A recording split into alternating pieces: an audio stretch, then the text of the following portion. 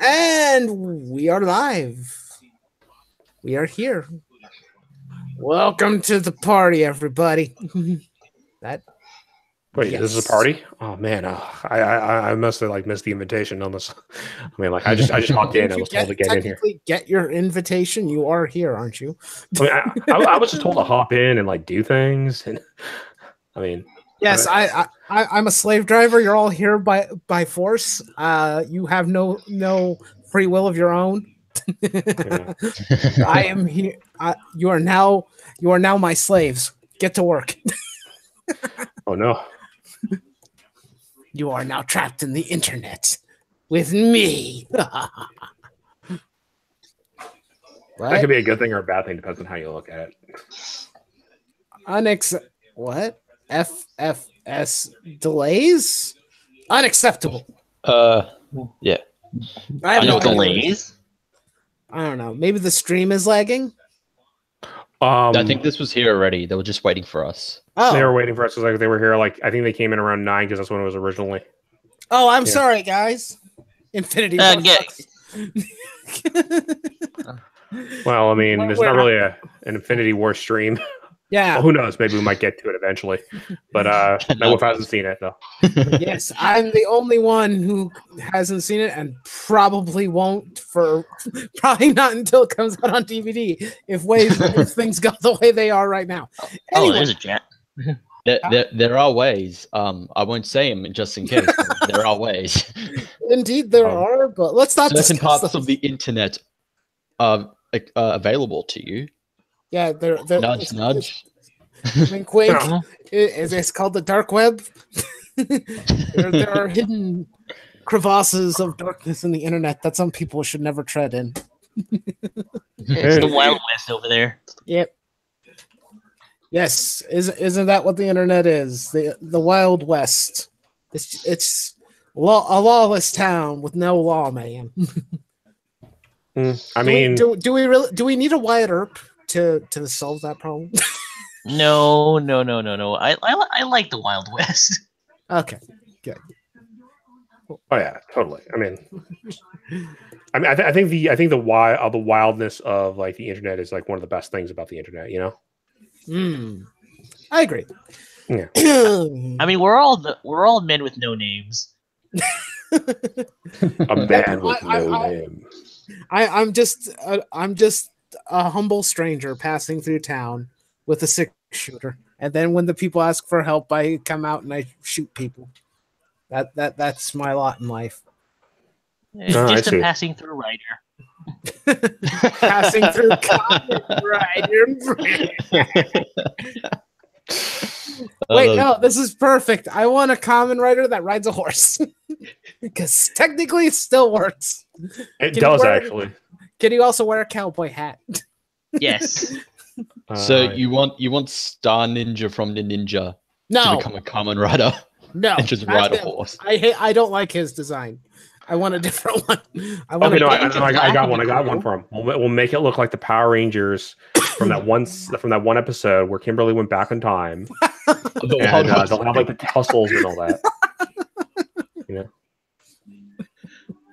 the cowboy hat and the tassels as they ride into the sunset on the cowboys. On their cowboys? What? On their yes, they ride on they were cowboys. They ride on their cowboys, then ride on the horses. Come on now. It sounds like that one country song, "Save a Horse, Ride a Cowboy." Right.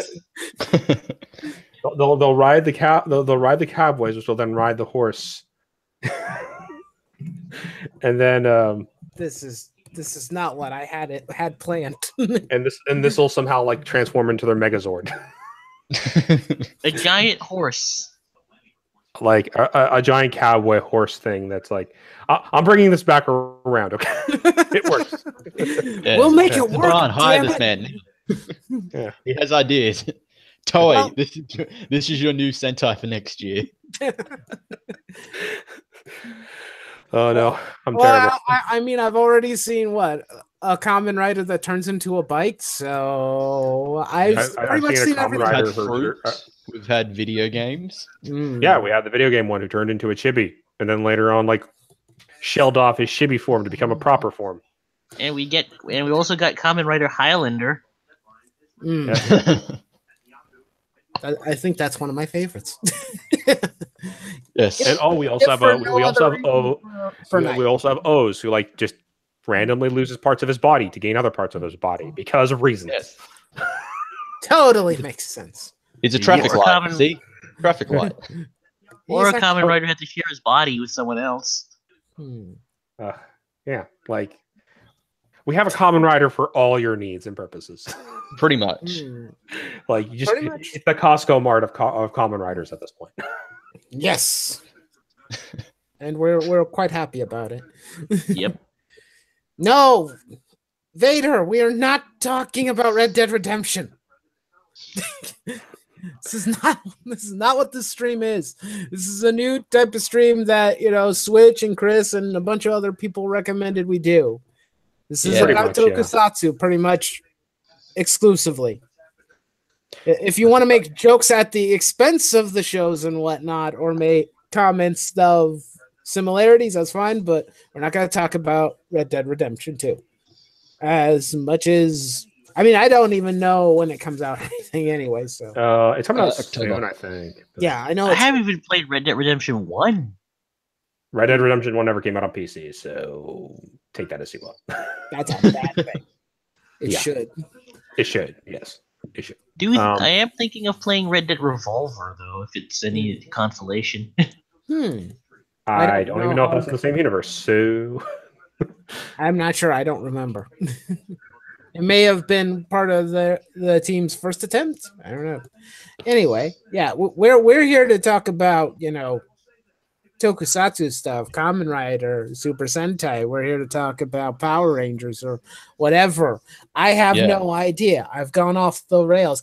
Does nobody read the titles of my videos anymore? So basically, this is just a stream pitching why we should bring back Beetleborgs. No, I refuse that. No. We'll bring back. Okay, VR Troopers. We'll make it with that one. No. We'll bring back Beetleborgs. We'll make it darker. We'll make it darker. VR Troopers would work now because VR is kind of a thing. Exactly. Like VR is supposed to be the whole big new thing for technology. So VR Troopers. Yeah, you know what? That might work. With VR Troopers. That might work. You could did what Sony did for the Kamen Rider X8 film and just use it to plug a VR headset, which they absolutely did. If we bring in VR Troopers right now, like first of all, we have to have like a dark and edgy storyline. So it has to be like, all right, my father was trapped in the VR world, and I have to save him. Kind of like, like this dark hero, but like he can't be too dark. I mean, we have to sell this to kids. You could have it like every episode or two is him progressing through levels of the VR system. Exactly. That gets harder and harder. Oh man, flyers! I hate flyers. Yeah. Like make all kinds of video game references. Yeah, pretty much. Yeah, exactly. Like so pretty much Spy Kids 3 game over. Yeah, just a VR Trooper version of it. We actually improve on Spy Kids 3. I mean, that was a terrible movie. Yeah. Oh god. A movie made just to promote 3D. That's all it was. Yes. All it was is so bad. I mean, 1 and 2 are great. 3 was just like, this wasn't necessary. Like, oh man, it's the guy, guys. Oh great! Now I'm imagining as soon as he shows up. I'm imagining a VR version of the Dingster. Man. Yeah, Arc Invader. Yeah, when you're in a hangout with people and you have no idea what they're talking about. Well, you're the one who clicked on this stream, and now you can't leave. No, don't worry, we're all mad here. We're all crazy. No, okay, how about this? Let's actually start with an actual topic, because I actually asked Chris this question earlier. Yeah. I think it's a good start on topic, at least when it comes to Tokusatsu. Well, yeah, sure. well, before we do that, I want to know what Smackso's mad about. What you mad about, bro? I'm mad about everything else. I'm always mad. Oh, Okay, Probably so good not getting him into the hang-up. basically, you go through life similarly to me, always angry. Then Yes. and that's our Is secret. that your secret, Maximo? You're always angry. Yes. Yeah, that's our secret weapon. We're always angry. But the only difference is that I have a mobile suit in a hangar ready to kill something. Remember, children, don't piss off the Night Wolf too much. He might like stomp on you with his mech. I Yes. might just do that now. I wish I had one for real. That would be awesome. Anyway, that's not what. Anyway, yeah, Switch, you had the question. Yeah, so I asked you earlier, but I'm going to make it a little harder for you, Chris. Okay, because I want the fans to have a good time. If they're listening, I don't know. Okay, so I asked a question earlier. It's like if you could pilot like one robot of the one piece of the actual mech that makes the Megazord. So like this is in your Sentai, this is in Power Rangers, whatever one that has like a giant robot. All right. But you have to you can't actually have the entire Megazord. You can only apply one piece that makes the Megazord. So which robot would you pilot? And you're only allowed to choose one though, so you can't have like multiples. You have to choose one.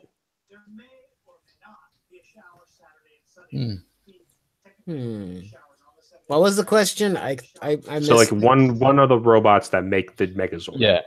So you can't have a full set. It's just one piece. One piece of it. Like, so you are one of the key pieces though. So you are part of the team, right? But like, which Megazord would you pilot?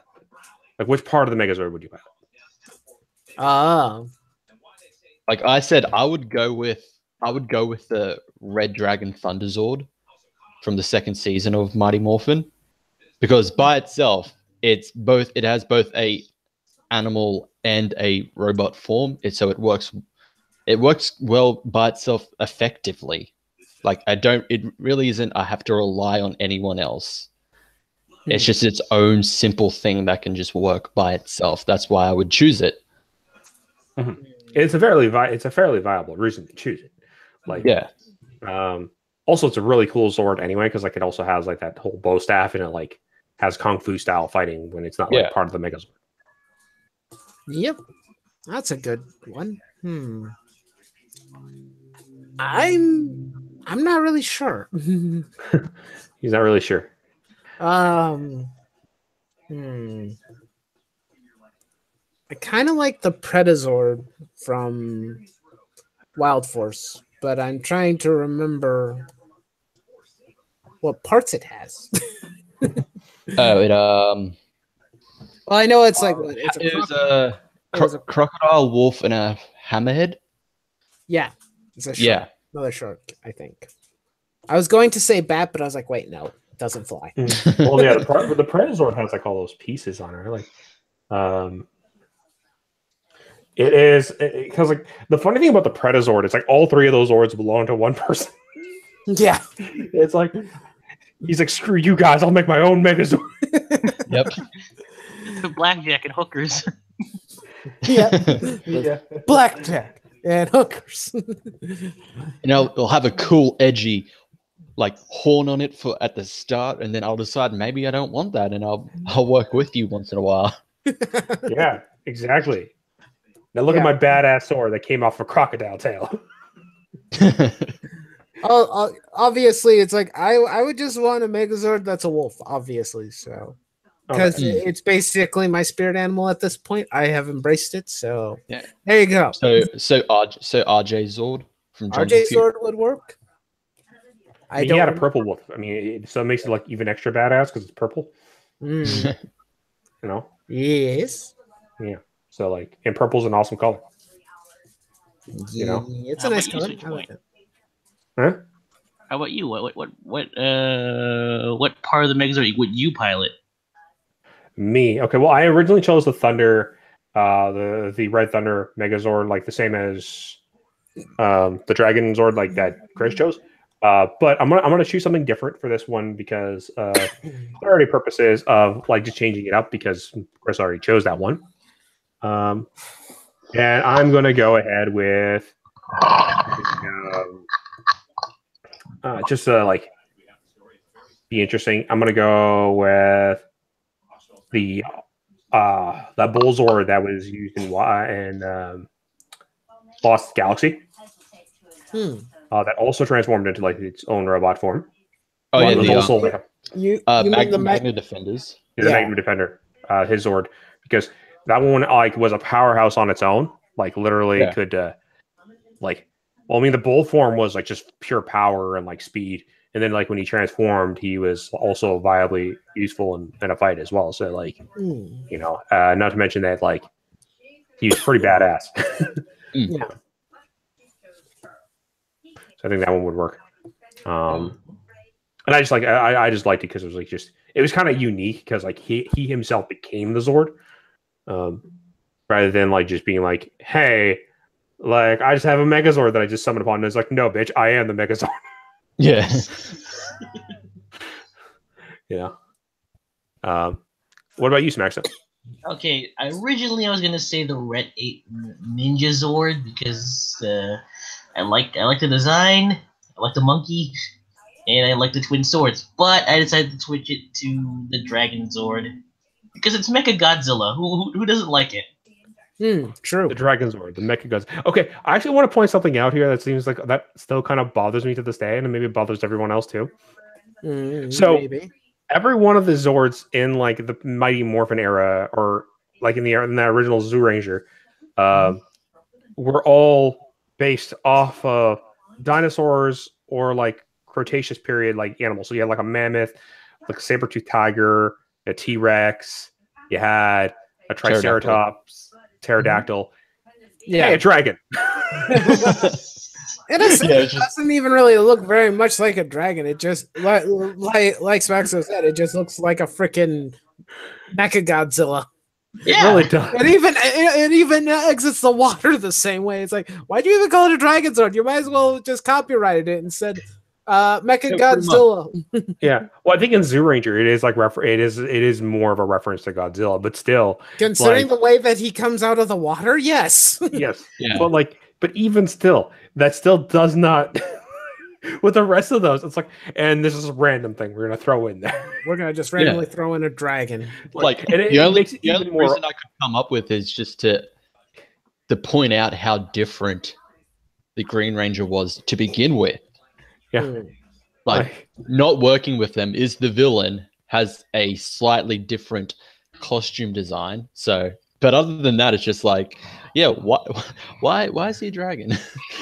Why is he a dragon in a team of prehistoric dinosaurs? Like, okay. Like, no wonder why in Zoo Ranger he dies. I'm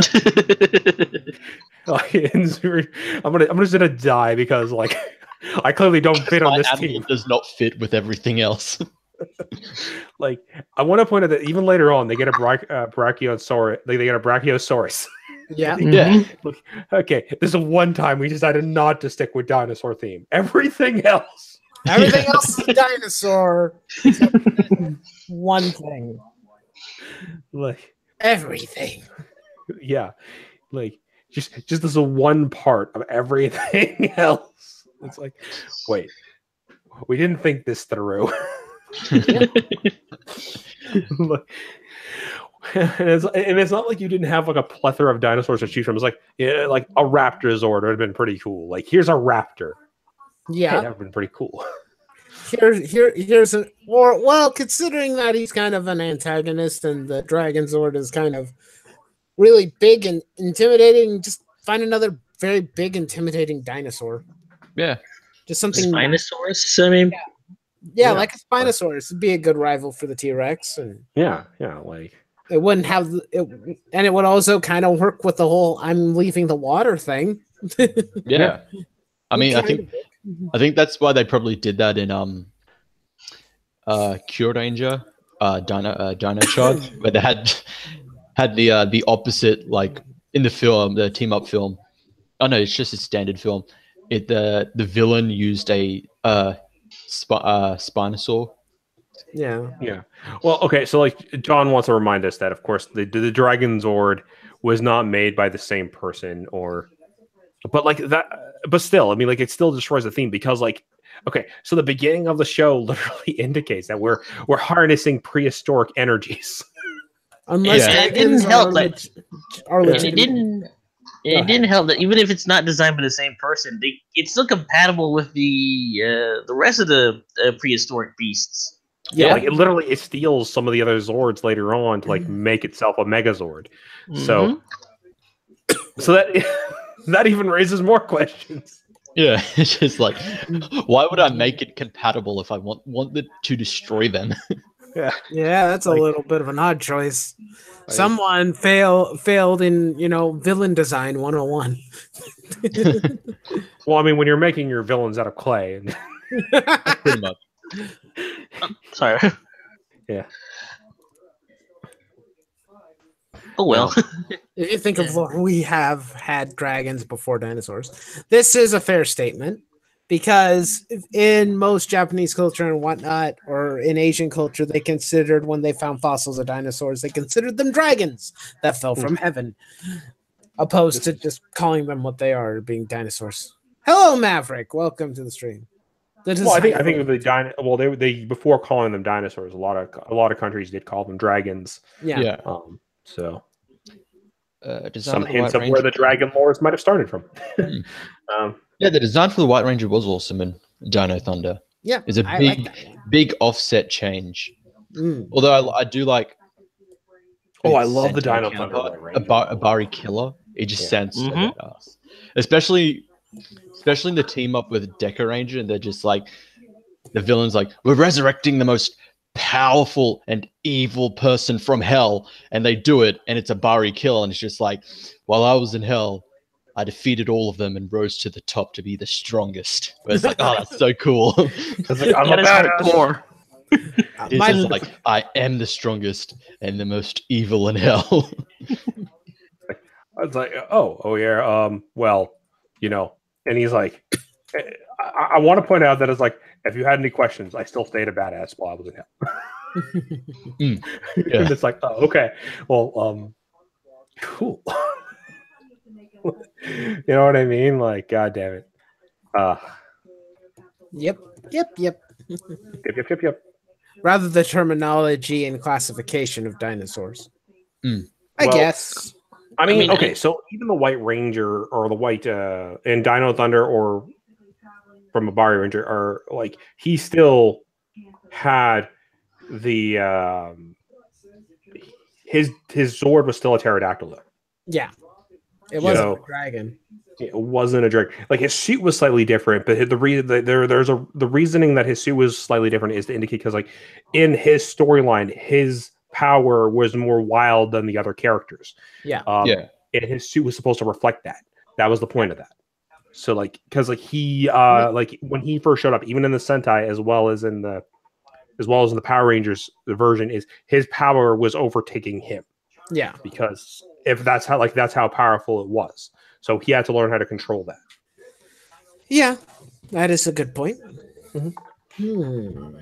So, and I believe the design is supposed to represent that. So take that as you.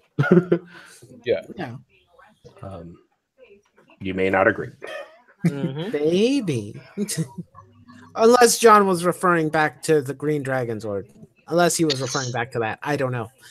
It could be that. He could be still talking about that. Maybe. Because Maverick was the one who changed the topic to the White Ranger from Dino Thunder. I don't know. And quite honestly, at least I can give it a slide in the original Japanese, because the Japanese word for dinosaurs kind of sound like dragon. Interesting. I did not know that. Yeah, pretty much if you just replace... Oh, I don't know. Oh, yeah, it does have the word for dragon in it, so... So kind of let it slide? Yeah, pretty much. We'll give it a pass. It was a design choice. I don't know why, but... Let's not question it. It's an awesome dragon, okay? Yes. Quote unquote. It's cool. It's Mecha Godzilla in a Sentai series. What's not to be? What's not to love about it? Yeah, that's true. I think still to this day, it's still one of my favorite Zords, just on its own. Because most of the time, it's just like the Megazords themselves are the ones that I like more than anything else. But it's like as a single solitary suit, it's still one of my favorites. So I'm not gonna complain about I'm not gonna complain about the classification of whether he's a dragon or a dinosaur. I don't really care. He just looks cool when he exits the water. Yeah. And wrecks shit. Yeah, I kind of figured, John. I kind of figured you were still referring to the Green Ranger. Okay, so. Yeah. So tying into that, to the Green Ranger, I think we talked about this in the chat before, but we'll share it with everyone else. Who do you think is the best Ranger that isn't Tommy Oliver? Carter Grayson. Yeah, this is tying into the Thunderdome a couple of weeks ago, where both Just Some Guy and Elijah both picked Tommy, but Green and White Ranger respectively, and just like there's other comments. Oh my! I mean, God. Tommy's the most known and most notable of them, but he is overrated. There are actually Now my question is: Are we exclusively keeping this to American Power Rangers, or are we allowing Sentai as well? We'll do a separate one for Sentai, but for the time being, Power Rangers. Who is the best Power Ranger that isn't Tommy Oliver? Okay, all right. Well, I already know this. I'm going to let him go first on this one. What? I said first Carter Grayson. Okay, yeah. Carter shoot the monsters first. Grayson is like, dude shoots the monsters every time you see it. Shoot him. Carter. He's the red Lightspeed Rescue. Oh yeah, that's what I thought. I was like, yeah, that's the guy from Lightspeed, isn't it? Yeah. Mm-hmm. And he was Carter, a good leader. And there's a fire up and run into it, Grayson. Yeah. He's always he's a firefighter, so he's always running headlong into it. Yeah. Like, and the best part is like, we think we got everybody. You think I'm gonna run in there and make sure, huh? Yeah, pretty much.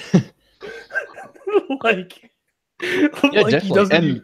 And considering they wanted him to be the Titanium Ranger when they were testing it, it's just like they could have picked anyone else, and they chose him to test it to see if he could use it. Yeah. Not to mention that Carter is. He's constantly proven how selfless he is as a character throughout the season. Like, we joke about it, but like, I don't think I've ever seen anybody like be like, I'm gonna do it. Yeah. When it comes to like leadership qualities in a character, he is by far the best leader of any Power Ranger team. It's like if you were to recruit a leader to lead a Power Ranger team, he's top of the list. Mm-hmm. Yeah, he's above everybody else, even Jason. No matter how much nostalgia you have for him. I mean, this is the guy who wouldn't quit. Like, even though he got his ass kicked by like the big bad of the series. Mm-hmm. Oh yeah. Well, it's also, I think people have made, they've made the connection of he's not just a leader. He's the leader you want to follow. Everybody follows him because he's a good leader. And on a team where leadership is important, always a plus, always a bonus, But okay, who's next? Who's? I'll go next. I chose Wes from Time Force. Wes was such a great character. He was one of the best parts of Time Force. Like his relationship with him and Jen was so good, because you have Jen, who is grieving. Well, at the time, grieving because she lost Alex, who was like the perfect guy for her. He was like this very staunch, like does his job, everything by the book. And then you bring in Wes, who looks exactly like him, and he's the complete opposite. And that relationship works so well. And the fact that you actually see Wes develop over time. Like, start off, he's always perceived as he's the spoiled brat because he's from a rich family, but he's not. He has his destiny planned for him. He doesn't want that. He believes I should do whatever I want, what makes me happy, what's good for everyone else, which for him is to be a Power Ranger, is to help people, because that's what he wants to do. I mean, like early episodes in, he stole $10 million from his dad to go rescue kidnapped children, because that was the ransom. Yeah. And he wasn't afraid of the consequences of that.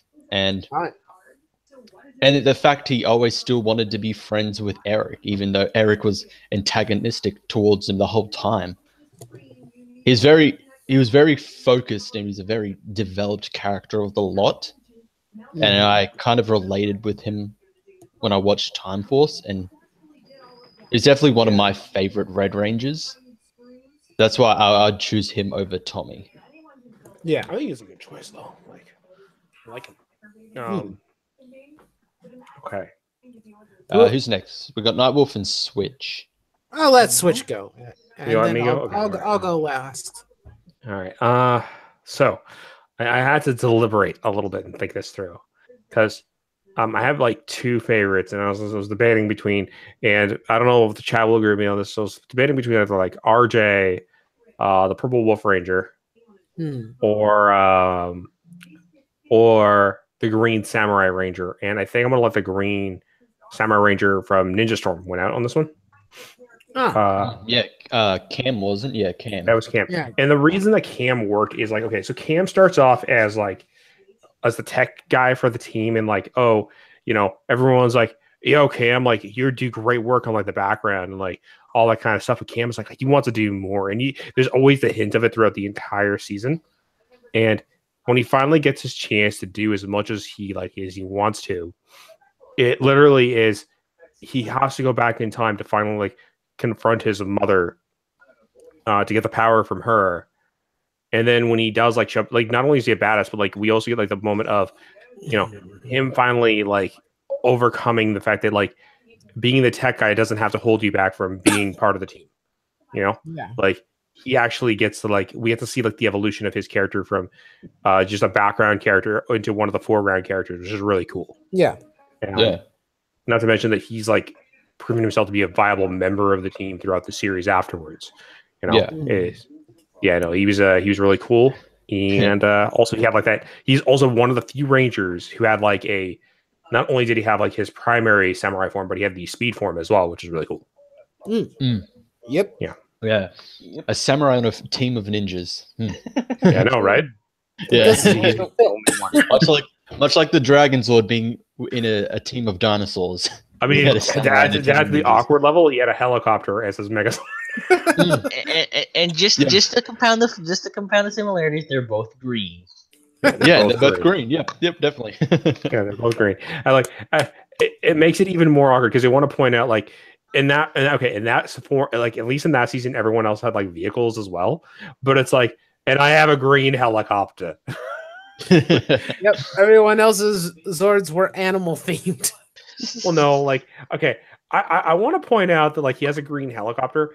I'm like, but you're like a samurai. What about helicopters says samurai? It does. I think just the fact that the blades make it star shaped. That's all.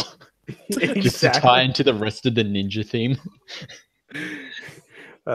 He kind of sticks out like a sore thumb a bit too much on that. Yeah. Because even if he was a ninja, it'd be so out of place. It's just like you've decided to like your Megazord, your vehicle is a loud aerial vehicle. Yeah. Sure.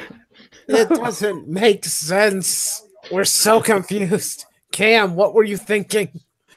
Who decided, yeah, this is a good idea. We're just going to throw in a helicopter. No real reason. Just a helicopter. Yeah. It's not like everybody else is an animal, like a dolphin, a lion, a hawk, and two beetles. Nah. I think his excuse is fuck you, I'm a ninja. He's not even a ninja, he's a samurai. Yeah, pretty much. Yeah. But he did have a really cool morphing sequence, so yeah, I'll give him that. But let's see. I guess I'm next. Yep. So, Lucky lost. Yeah. Sorry about that background noise. I hear it. Yes. I don't feel bad. People probably hear background noise on my end too, so it's not anything new. Anyway, best.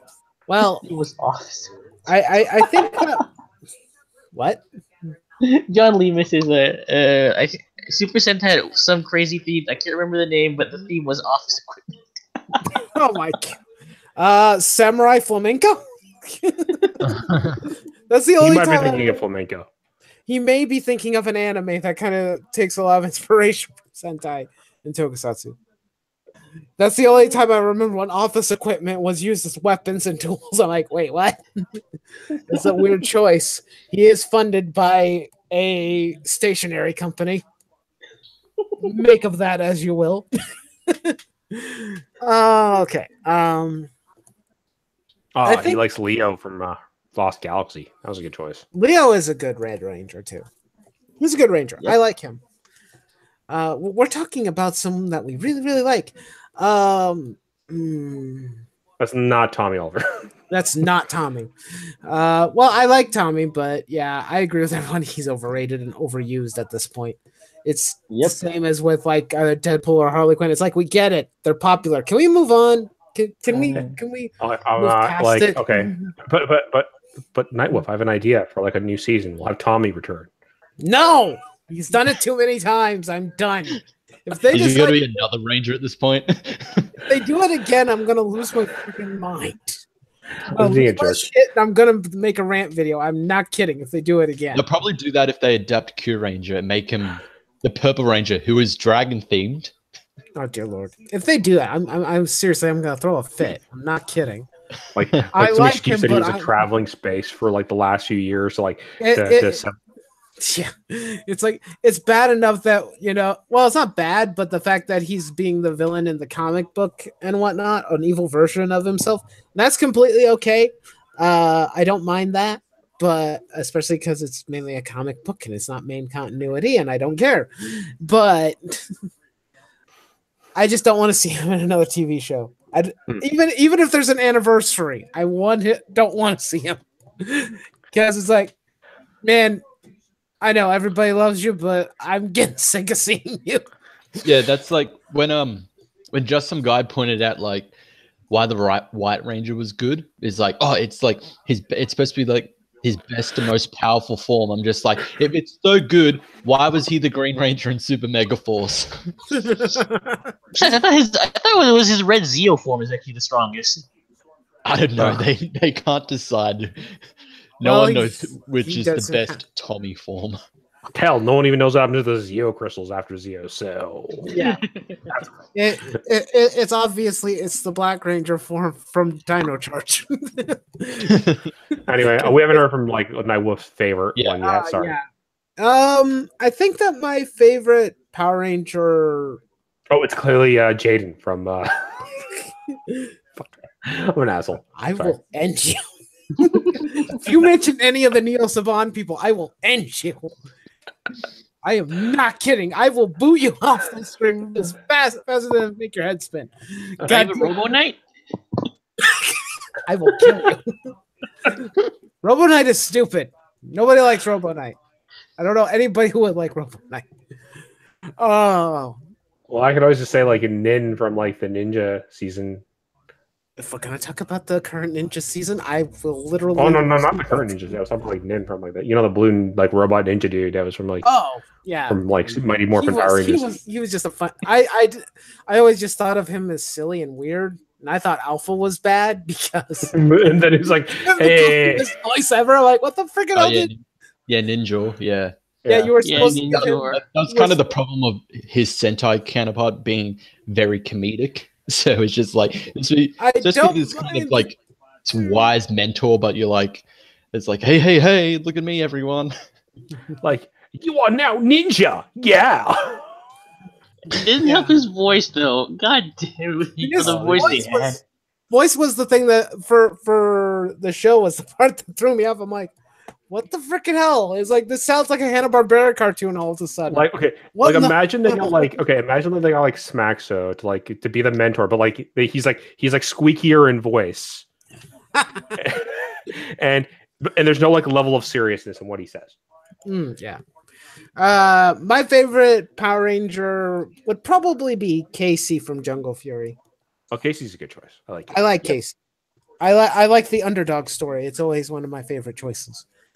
But yeah, if I was to pick any of them, or it would probably be a close second to, I don't know, either Zane or Andros from Space. But if we're saying a favorite, yeah, it's probably Casey. Apparently, John thinks Robo Knight was the only good thing about. No, he's not. He's a dumbass. There's nothing good about that. There's nothing good to say about it. Nothing at all. Not the anniversary episodes. Nothing. There's nothing good to say about it. Don't even pretend. You know it to be true. It's terrible on all fronts. On all fronts. Well, I mean, what is it? Robo Knight's objective is to protect the planet, but he's been in hibernation. Or, well, no, not the hibernation thing, but it's the whole thing of, everybody tells him, like, hey, we should team up so we can all save planet Earth. And he's pretty much like, nope, F off. I'm going to go do it by myself. I'm like, why? If your prime directive is to protect the Earth. They tried to just copy Gosei Knight without doing it well. Because Gosei Knight was pretty much, the whole reason he couldn't protect the Earth was because he was trapped. He was frozen. It's just only the recent activity thawed him out. And then he's introduced to a world he doesn't know anymore. And he thinks, I don't need you. I used to protect it without any other help. Yeah. So I can do it by myself. And then he learns over time that it's actually beneficial and that he can actually be teammates with them. With Robo Knight, it's just like, okay. He's like, no. Just like, no thanks, I'll pass. It's like, he doesn't even give valid reason for the reason why he doesn't want to join the team. It makes no goddamn sense. It's like, I love John Lemus's. He was less robotic than the Red Ranger. That's not that hard to do. That's not that hard to do. He's like no offense to the guy, but he's like the male Kristen Stewart. Does not really is. Oh god. He's just a pretty face that they said, here, you're the Red Ranger now. It's like you have and also you have no personality. Like Robo Knight, no. Oh no, where's Robo Knight? Like that was his story arc in Super Mega Force. Where's Robo Knight? That's not a story arc. And at the end, I imagine him and Robo Knight had beautiful babies together. Well, considering he seems to be obsessed. Robo Knight dies, and then he just rocks up in the legendary battle. Like, oh, hi, I'm here. I'm here to help you. And it's just like, you died. What the frick? Like, what are you doing here? You died. You're here because, Toei put you in here. Because Sentai footage. That's why you're here. This is like their own footage they made. They weren't using Sentai footage for that scene. They did use a lot of Sentai footage for that. Yeah, they did. But for that one scene where Robo Knight comes out and then Troy's like, "Oh, it's good to see you again." And it's like, "Yeah, whatever."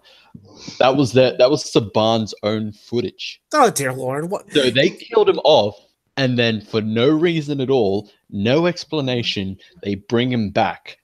You know what's funny about that too? They already knew that he was there in the footage before that actual season, because they already actually had that actual fight pre-planned before that season anyway. So they fucked up on their own. Exactly. Yep. I'm with Undead Quinn. Forever Red was awesome. It's actually a really good episode. That's the best. That's one of the best anniversaries ever. That and Dino Charge. and unintentional crossover with Beetleborgs. Yeah. Pretty much, yeah. But just so long as we don't talk about the next mutation, everything will be fine. Well, okay. I also want to point out that Forever Red was only made because it was only allowed to be made because Saban found a way they could sell a toy. Yep. Pretty much. I will accept it. I don't care why. It's just I get to see all the Red Rangers together. I don't care if it's for toy sales. I will live with that. Yeah. I mean, I'm not saying you can't live with it. I'm just saying like we can thank toy sales for why that actually got made. Good. I mean, granted, from what I heard, Forever Night was supposed to end with like every Megazord up to Wild Force taking on Serpentera, but they didn't end up doing that because they wanted to sell the little cycle toy that was from Wild Force. So they said that can we have that introduced in that season as well? And so they were like, "Oh, but like this anniversary for Power Rangers is coming up. Can we do something as an anniversary for that?" Well, the guys who were writing Wild Force at the time, and because the guys who were writing Wild Force were also really big Sentai fans, so they wanted to do something similar to what like Sentai did, where they would like honor the so many years that it's been going. And for their film, Gal Ranger versus Super Sentai, they got members from random teams, and they were called like the Dream Team, and they're the Dream Team, and they're the mentors. Exactly. And lots of stock footage of red mechs. Lots and lots of stock footage. Yeah. Pretty I'm much. okay with this. Yeah, pretty much. Only because like one of the actors who were in that was also in like other Sentai series, so they can't actually have him on screen with another version of his character. I mean, not yet, anyways.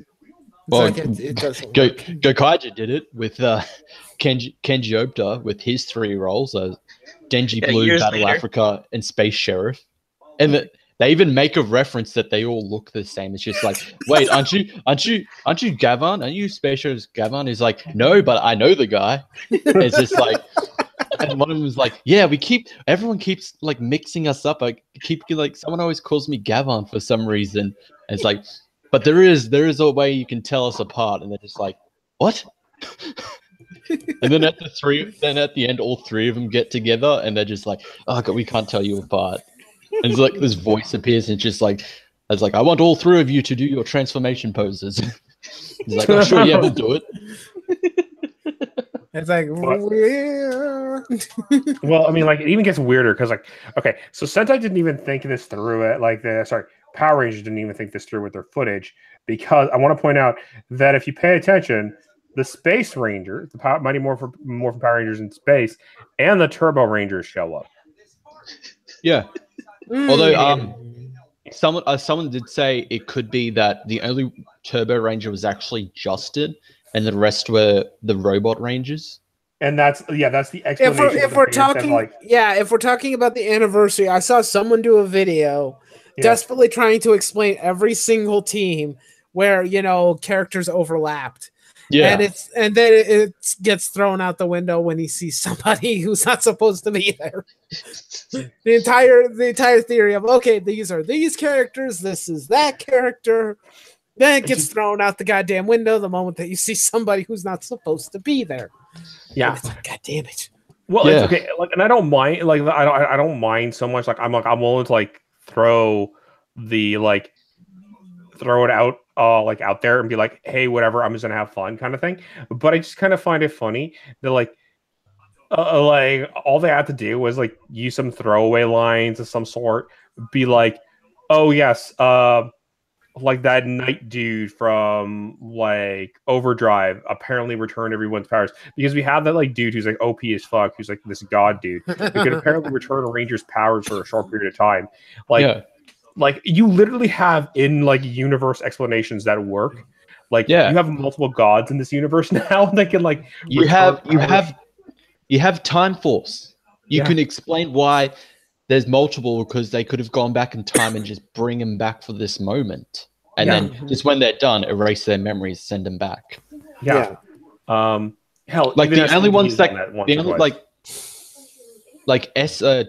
SPD and RPM could get away from it because one's from the future, one's from a different dimension. Yep, they get away with it. They can pass. Because they can do it. But like, anything from like Mighty Morphin to In Space is just like, hang on a minute. Whoops. Except for certain members, it's just like, whoops. Well, they shot themselves in the foot. Well, it's also they shot themselves in the foot when they actually used footage of other Sentai teams that have never been seen before. Oh, that was so lazy. They did that too, and it's like, you could have edited this. You could have. I've actually seen people edit it, and it still works. Yeah. Like they edit out the Sentai exclusives, and it does not ruin the scene. Yeah. It's like, we're going to just throw in this random Sentai Ranger that no one has ever seen before. Who cares? It's a bright, colorfully spandexed hero. No one gives a shit where he came from. It's like, that's not true. And the fact that bothered me. One scene, they, in Gokaiger, they all turn into Sentai exclusives to defeat one of the enemy commanders. Yeah. In Super Mega Force, they only replace one of them with the Red Mighty Morphin Power Rangers. It's like you actually went out of your way to film new footage, and you only replace one of them. It's so incredibly lazy. Thinks that someone it gets even better than that. Because remember when they all transformed in Super Sentai, they all transformed into what was it? Like the Daikaiger Rangers. Die Ranger? Yeah, it's a Die Ranger. And you're like, oh wow, I've never seen these Rangers before. You are now accessing powers from like a different timeline. New powers that were never seen on Earth. Yeah, you're just trying to anger fans now at this point. And then they did it again with Die Ranger. It was a full team. So you also had the White Ranger there as well. It's just like, as a Power Ranger fan, you're just like, why is he here with these new powers? Like, if you knew nothing about Die Ranger, just like, why is this is supposed to be a full team transformation? Why is he with these people? Yeah. Hello, Eclectic. How are you doing? We're doing good. We're talking about Tokusatsu Power Ranger stuff. Welcome to a new thing that we're going to be doing. Yeah. So John Lemus explained it was Mega Ranger, the in-space counterpart that had the office equipment. Like their helmets had the images. Oh, that's a good point. Calculator. That's right. Yes, that's right. Mega Ranger did, and that's because in Mega Ranger, it's all tech. It's all tech and cyber. It's like they're stuck in a video game. Yeah. Yeah. So they use whatever is within their grasp to power up, and it's funny because if you pay attention to Power Rangers in Space, which is the one that actually takes from that season, that one. There's certain editing footage, like there's some editing mistakes where they forget to erase like the actual thing because their helmet indicates what the power is from. And there's some areas where they forget to edit that out. So you'll see that. You'll see what's like in there. And like it's always fun to guess, like, wonder what that power is. Yeah. Or like in one scene where TJ and Ashley are training, and once it finishes, it just up on screen it comes up Mega Blue, Mega Yellow. I'm like, what? Really? Like as an example, like there's like one scene like from Mega Ranger where like because like their helmet, since their helmet lights up with what they have, it's like, oh, there's like a pager here and there's like an old cell phone or whatever, right? And you're like, what? Like, yeah. And because like part of it is like they would use these things, and like since they're in the tech, like since they're in a video game, and like it takes it and it's like you can make this into a blaster, or you can make this into like a sword or something like that nature. And like because like the way the game reads it is differently, so it's like, oh, okay, that makes sense. Yeah, I forgot all about that. Oh, thanks for reminding me, John. Fuck, that's like amazing. I love it. Yeah, I never noticed, and I never watched Mega Ranger, so this would explain the reason why I didn't like rewatching like past Power Ranger series. It's now very like clear what is Saban footage and what is Sentai footage, because you can tell by the quality. Oh yeah, of, like the screen resolution and quality, because like, oh, this looks all right. And then you go to the old stuff, it was a dead giveaway. And the old stuff, it was a dead giveaway. When you're a kid, you don't think about it. But when you get older, I'm like, why does this footage look different than the other? Why is like the aspect ratio different? Why is there's this weird grainy Why is there quality Japanese in the background? Yeah, this is odd. Why like does one look like... Why does it look like the scenery changed completely? Yeah, I was watching the Time Force opening, and there's the scene where they all transform, and then you can clearly see Japanese in the background. Like a lot of things like that, and you're like, oh well, that just happened. You know, I think with Super Mega Force made it like very clear, because like that one scene when they all transform into Red Rangers. The thing was they swapped one of them, because one of them actually turns into the red Megaforce Ranger, and they thought, like, what's the point of that? They're just turning into a different version of their teammate. Let's swap them out. And when they all finish transforming, like when they initially do it from the Sentai footage, there is like this huge gap away from like a building, like it's a whole street wide gap from them. And then when they finish transforming, they're all of a sudden in front of a wall. I'm like, oh, yep. Somebody wasn't paying attention. Another great one is a great one is when the White Ranger is introduced into the Mighty Morphin era. Now, because the White Ranger is never actually part of the Zoo Ranger series, he's part of Die Ranger. It's great to watch like the footage because like pay attention to how many times the White Ranger just fights like a random set of people on his own. Yeah, pretty much. like it's because they're too lazy to have him be part of the team. Or like how ecstatic and like happy he is when like something happens. Yeah, and he starts to act oddly. Yeah, he's just like raising his arms up, going like "Yippee woo!" It's just like that's not a Tommy thing to do. Tommy, are you off your medication? Yeah, like and I laugh every single time I see that. I'm like, it's like he's being replaced with a kid or something. Yeah. Where's that meme? Perhaps he was replaced. Was he replaced by a kid, or was he a kid at heart the whole time? It was actually it was a time traveling Justin. Yeah. Like I want to point out that like it's also like there's a really great thing where like because when he first uses these powers, like he's so ecstatic. Like it's like, man, these powers are great. Whoa, this is awesome. I like, and it's like obviously it's the kid who's like using it. Yeah. And then like, later on when they started using like their own footage of them together, it's just like he's more serious. Yeah. Like, there's a juxtaposition. What's going on? Like, hello, Spuddy89. Welcome to the Toku stream. Whatcha Toku about? This is the first episode. Welcome.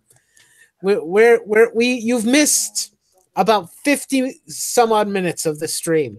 For shame on you. Most of them are kind of random though, so I mean, like you might still be good. No, you're fine. Well, for the most part, we haven't talked about much. We've mainly just been shooting the breeze. The only thing you probably missed is our. There really wasn't any plan for this anyway, so it was more like just kind of like it was more about like it was always going to be more about us just kind of shooting the shit about Toku. Yeah. Aside from random questions that we come up with to ask ourselves. Yes. Actually, like I guess in this kind of regard, since we are going to it on, I mean, I think it's obvious. Like my favorite Sentai has always been Deca Ranger, just because like I like the police theme and I like the suits in Deca Ranger. I don't care what anyone says. Oh, and it used to have lips. I'm like, no, dude. I think the like lack of lips actually makes it look cooler. I can be also okay with that. And I also like the 1 and the 2 and the 3 and like the numbering on their suits, kind of cool. But like, what's everyone else's kind of like favorite Sentai? Kind of like Jetman. Yeah, my favorite would have been my favorite would have been the first Sentai I ever watched as a kid, Chojin Sentai Jetman, aka live action Gotcha Man. Fair enough. I've always kind of wanted to watch that one in particular. I've seen footage. Of it. It's like, oh, hey, that's kind of cool. Imagine if that got adapted into Power Rangers first, because that's what they intended. They wanted Jetman, and they're just like, nope, you're not getting Jetman. It's like, okay, can we take the one after it? It's like, yeah, you can have that one. It's either Jetman or Bioman. Yeah, I especially like the Black Ranger and Jetman, Guy Yuki, especially in Gokaiju when he comes back and he just starts off in heaven because he's passed away and he's just like, can I just have a day on Earth again? And he just has the day to Earth and he just messes with the Gokaijus because he's trying to teach them a lesson. Like, you guys are not awesome enough yet. Yeah, pretty much. And it's just when he goes back up to heaven, like a goddess there is like, it's like, can you play for me? And he's like, yeah, sure. And he just gets on a saxophone and starts playing. But yeah, Jetman's good. I would have to say definitely Gokaija is my favorite. It was the one I was introduced to, and it's a perfect example of an anniversary season done well. Super Mega Force, you idiots. Fight me, bitch. Fight me. Gokaija was so good. They knew how to homage. They actually brought the actors back, at least one or two of them, maybe sometimes even a team. I don't think there was not a single ranger from the Gokaijus that I didn't like. I liked all of them because they all fit their own personality genres so well. You got the fanboy guy. Yes, he comes off a little annoying, but that's the whole point. He's the fanboy. He's always excited about what's going to happen. You have Princess, the very odd one of the bunch. She's a princess in a team of pirates, but she pulls her weight. She proves herself. The coward, Don, is just he's always great to watch whenever he's just very scared of everything. You have Luca, best Sentai waifu. The mischievous tomboy thief. I love that so much about Luca. Joe, the serious swordsman. He's such a cool character. And obviously, the best of them all, Captain Marvelous. Absolutely. Captain Marvelous is so says amazing. It right there in his name. He's marvelous. Yes, he is marvelous. He's great. He's definitely one of my favorite Red Rangers. He was, in fact, he wasn't just always, I'm just gonna mess around a bit. He knew when to be serious. His dynamic between him and Basco was one of the best parts of that series. Yep. Also, also that one also did something really good. Was hey, the Blue Ranger actually was a swordsman. Yeah. Yeah. I'm sorry, there's that allergy again. I just have a bad cough. Nothing to worry about there. Exactly, yes. It made so much sense because he was an actual swordsman. Yeah. Yeah, that episode just infuriated me. Just in Megaforce is why are you adapting this episode? It makes no sense for Noah. He's not a swordsman. He's the geek. Yeah. He's the tech guy of the group. It makes no sense that he would want to hone his apparent swordsmanship skills. The funny thing is you have 50, 60 episodes to adapt from that season, right? Yeah, we're going to adapt this one. Exactly. Makes no sense. See, it made sense with Joe in Gokaiju because he was a master swordsman and he felt like he was being insulted and his honor was ruined because the villain was also a swordsman and was critiquing his skills. Absolutely. It's you're a swordsman, you're terrible, I easily defeated you. And he's just God damn it, I have to train. I'm gonna train. I'm gonna use a 3-sword style. Oh, wait, everyone give me your swords. I'm gonna use a 5-sword style. I'm gonna use all the swords and kick your ass. Oh yeah, John Lima says who is excited about the Mama Sentai short? Yeah, there's a Mother's Day Sentai film coming out. It has Minami from Hurricanea, the Hurricane Blue, Jasmine from Deca Ranger, and for the first time the Pink Ranger from Magi Ranger, Mystic Force. Oh, nice. Yeah, and they're all mothers. The whole point is they're all mothers in the film. It sounds adorable. It does. Please, any chance to see the Blue Ranger back? Now Nagasawa, after Luca, second waifu. What's next? A father team of Sentais? Please do Probably, yeah. If you're gonna do a Mother's Day celebration, do a Father's Day one too. Can you imagine if Marvelous was on that team? He's you're dad. I don't like to talk about it. Yeah, kind of. It kind of happened. I don't know when. Wait, no. Better yet, it's the fact that he's kind of like a wanderer and a nomad. It's just I don't even know who the mother is. It just kind of happened. I've been sleeping around a while. I don't know. So wait. So we're gonna pretty much Bruce him, right? The mother's just gonna come and just drop the kid off, and he's just gonna the fuck. Yeah, pretty much. Yeah. Considering that he's such a swinging bachelor and whatnot, let's go with that. It's just my conquests are many. I have no idea who the mother is. I don't even know if this is my kid. I'm just there's literally gonna be that part that one episode where his son is gonna be Dad, who's mommy? Oh, goddamn! That's a long question. That's a question I'm not getting answered anytime soon. Just a gag. Name his kid Boy. There you go. Yes, pretty much. And then what'll happen is we'll send him back in time, and then he'll be the boy who became Yellow Ranger. Zoo Ranger. Just connecting it all. Yeah.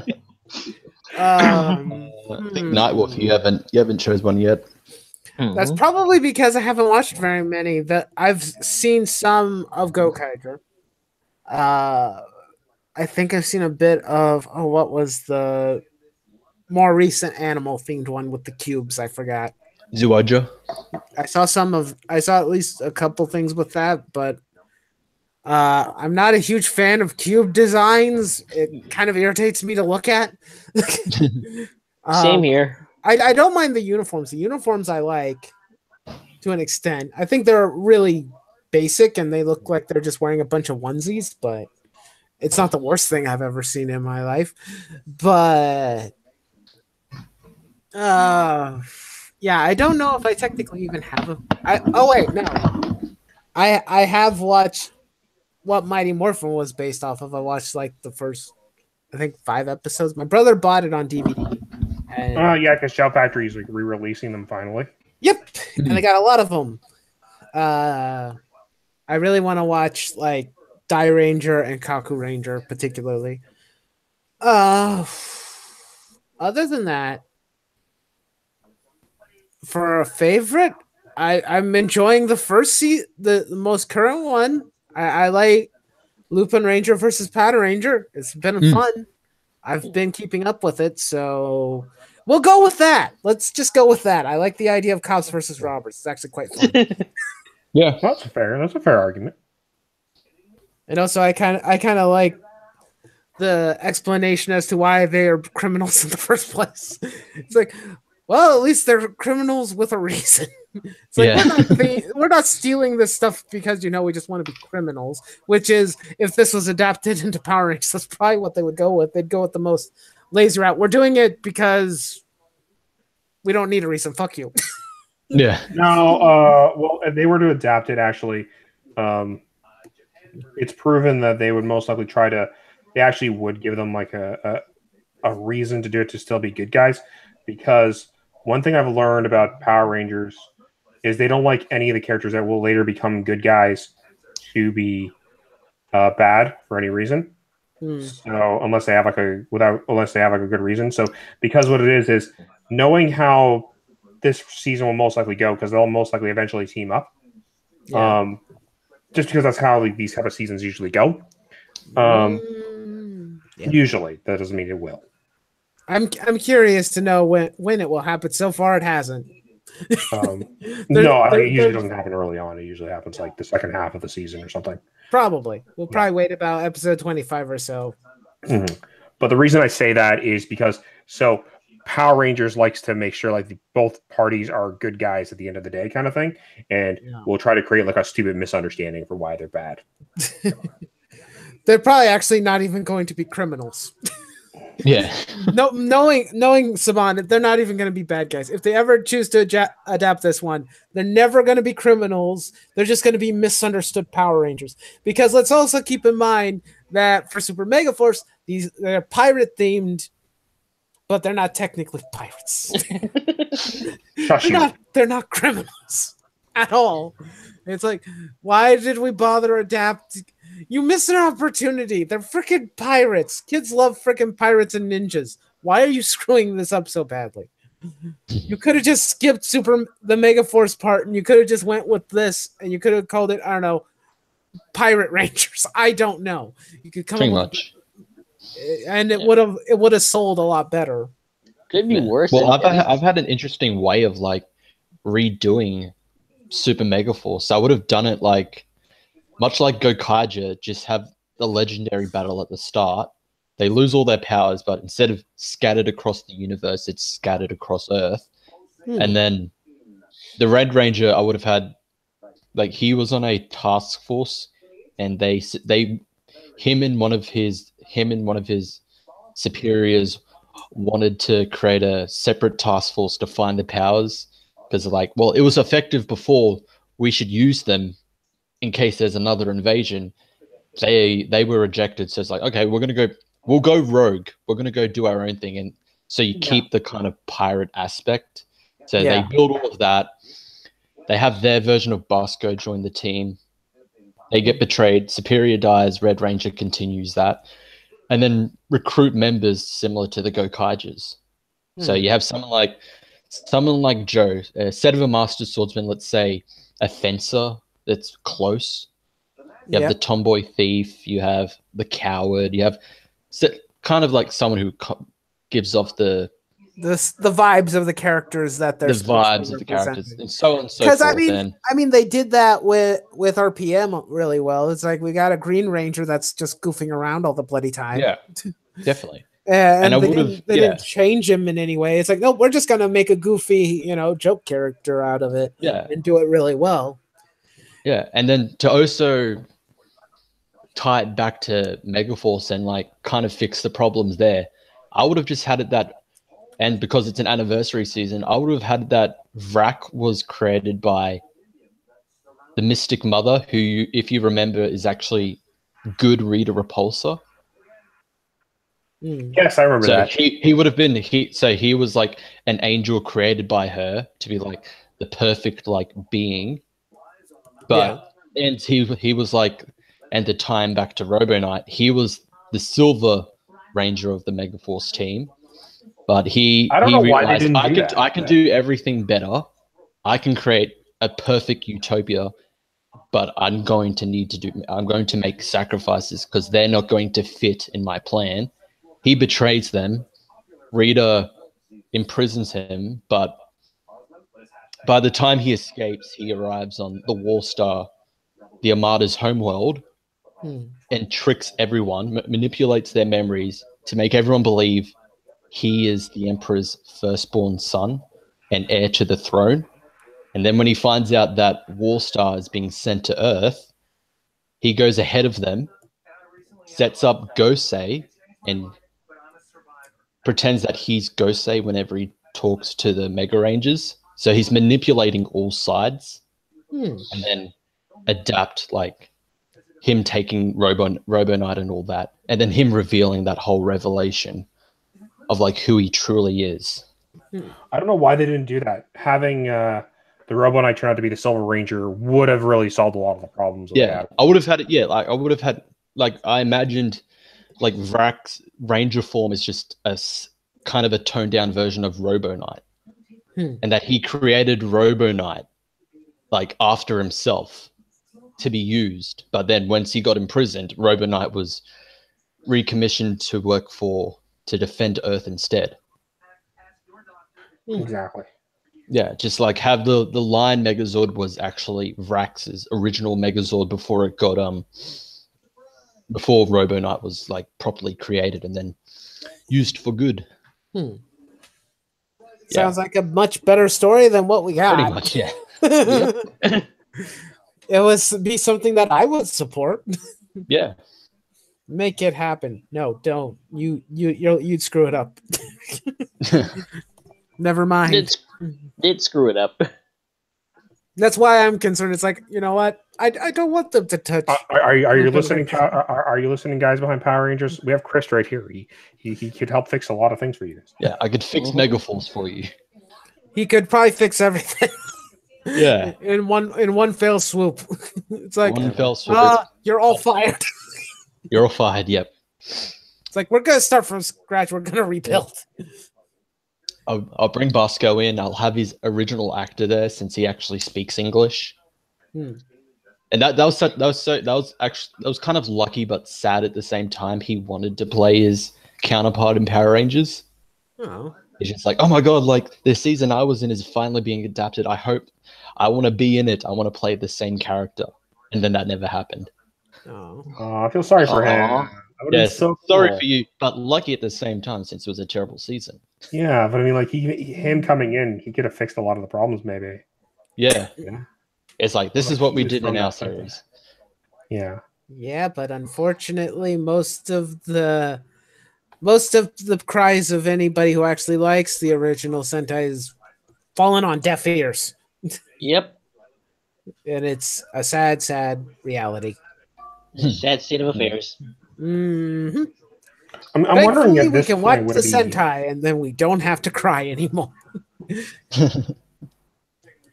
because I'm enjoying watching Lupin Ranger. It's like screw Ninja Steel. I'm gonna watch Lupin Ranger versus Pata Ranger instead. At least I'm having fun. At least you are, and you're enjoying the Japaneseisms. Yep. On my eye. Your eye.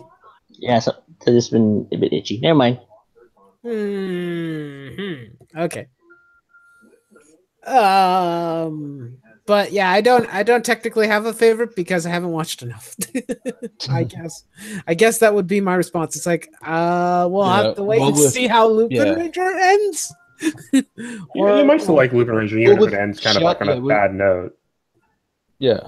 Like there are some seasons that just don't end on a really great note, but you still like them anyway overall. You know what I mean? Yeah. Yeah, I mean, like better quality. I mean, granted, like Jetman ended with like the with guy dying on the seat somewhere after getting shanked by a robber. Let's see what else. But that was really a somber moment because like he was stabbed, but he still went to the wedding anyway. He tried to like act fine, and then like knowing that everyone else had the happy ending, he just like sat down. It's just like, this is it. Like, but I'm glad that everyone else is safe. We did our job. It's over. Everyone else is happy. And of course, which they tied into Gokaiger, like one of the reasons why he came back, because they were looking for the Jetman grand power, and him being there, yes, he was messing with the Gokaigers, but his whole reasoning is he didn't want the rest of the Jetmen involved, because they were, after they lost their powers, they were happy with doing whatever, and he didn't want that to be ruined. So it's just like, I'm going to take all responsibility because I feel like it's my duty. As the leader of the team. As the pseudo leader, yeah. Yeah. I mean, not the real leader, but yeah. Like, as the person who decided to take over the leading role in this case scenario. Which is kind of cool, you know. Yeah. It's one of the few times where the Red Ranger doesn't get all the glory. Yeah. Well, he lives a happy life now. Yep. Unless you read the manga, it was supposed to be a sequel to the series. No. Uh-oh. Okay, so has anybody... Who else hasn't gone?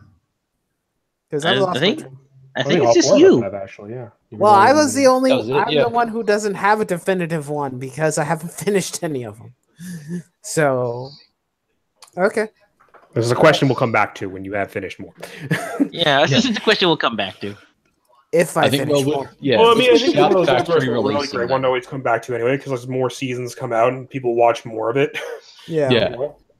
Well, now that they're getting official releases, Yeah. like I would say it's even more accessibility, but now you have to pay for it. But I like supporting it anyway, so... Yeah. Well, I mean, if we support it as fans, that means that they'll see that that's what we want. You know, which like, is the reason why it's the reason why I've been saying it's like, please, do a subtitle version of Kamen Rider. Please, for the love of God, Shout Factory, get on that. Because if you do, I will support it. I will buy it. For God's sake, please give me what I want. I'm dying over here. I just wish that when Shout releases like Sentai, they don't put Super Sentai in big words because that's not the titles of the series. They'll put the series title at the bottom and it's smaller than Super Sentai. It's like, okay, it's the franchise, but it's not the name. Yeah, I think that would basically just be a minor nitpick, but. But yeah, Shout Factory, get onto Kamen Rider immediately. Yeah, get us an official sub of Black RX already. At the very least, start with that and then see what happens. Get experimental. Just pick one. Yeah, I would say. I'd say pick either Kamen Rider Black or Black RX or Kuga. Actually, even like Double is well within like its own realm. You can do that. You can do Gaim. Gaim is all within its own realm of things. Well, I'm not thinking of like, from the perspective of its own universe or anything. I'm not talking about adapting it. Oh, no, because I'm thinking like if you'd want to adapt one that's within its own universe because it's going to better translate, in my opinion. Because like you want to get more people into it at first, and so one that is its own universe is a better choice for that regards. Yeah, it doesn't feel like you have to do extra homework to know what's going on. I mean, Ryuki would do nicely too, because it doesn't have a crossover with other series. Yep. I know of. It did also have an English adaptation too, so anything people before, would at least notice it. Yeah, anything before Kiva, or even anything before Decade, you could just adapt because there is hardly any crossovers. I think there's only just the one, and it was Kiva was hardly in that crossover with Deno. Like at all. Sorry about that. You're fine. I was here. I'm drawing on my tablet, and my things happen. Sorry about that. Yeah, I was just drawing on my tablet, and I dropped something. I was switching over to tablet mode from keyboard mode. So I'd say release Deno, since that had a huge fan base. That was a well-loved and Deno's a good choice. Yep. Plus, and he can also release the movies too. Yeah. And then you have a new range of fans that will be disappointed that there was no continuation. I need a proper continuation to Deno, because it's just like, let's end things, and then in the films it's like, wait, stuff happened and we're not going to finish it. Like, why did Rotaro suddenly become a kid for no reason at all? Like, how is Yuto and his future wife gonna resolve stuff? Because since he's still alive, that means his future is still going to happen. And the fact that they actually have a kid together who's an integral part of the series, that means it's still going to happen. So how are they going to resolve that? Because they just suggest it's going to work, but they don't actually say it will. They tried to with the film, her remembering everything, and then she meets the younger Yuto, and she's like, "You're not the man I married. You could never be him. You're brash. You only just care about yourself. The Yuto I knew he was fun. He's the man I loved, and you're not him." And he's just he's super sad and depressed about that.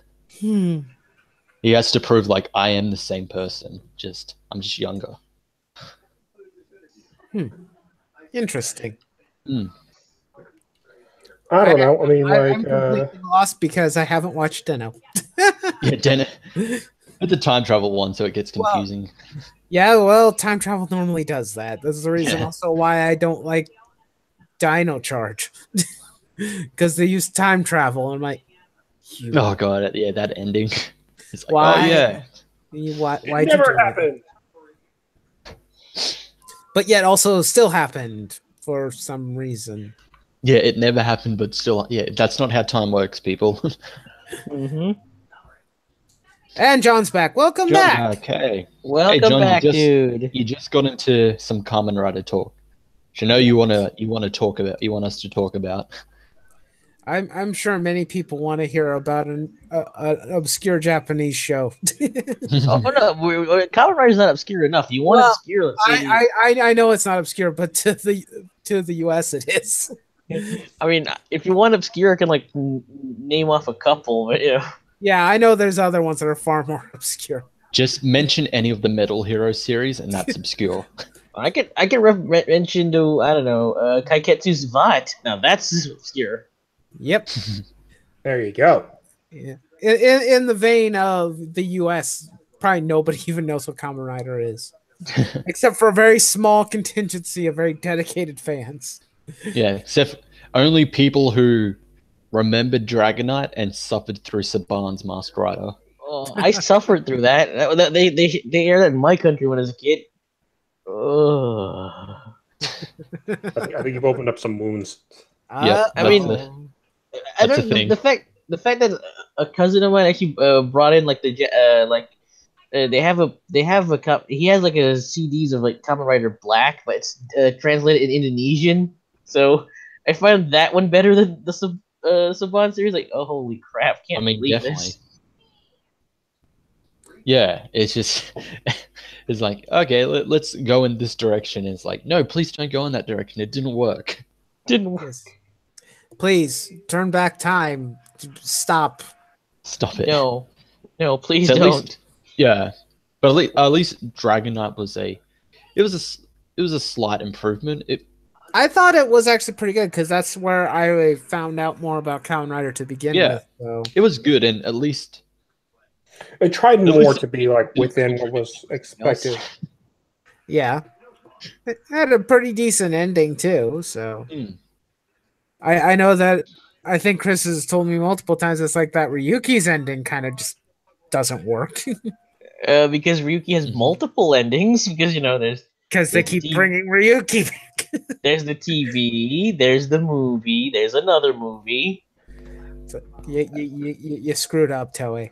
and then there's two more endings in a pack-in comic for their figure lines. Oh Oh, yeah, I remember those, and like yeah, they made Ruki. They made one of them like Ruki the villain. They turned him into the black Ruki Ruga, Yeah.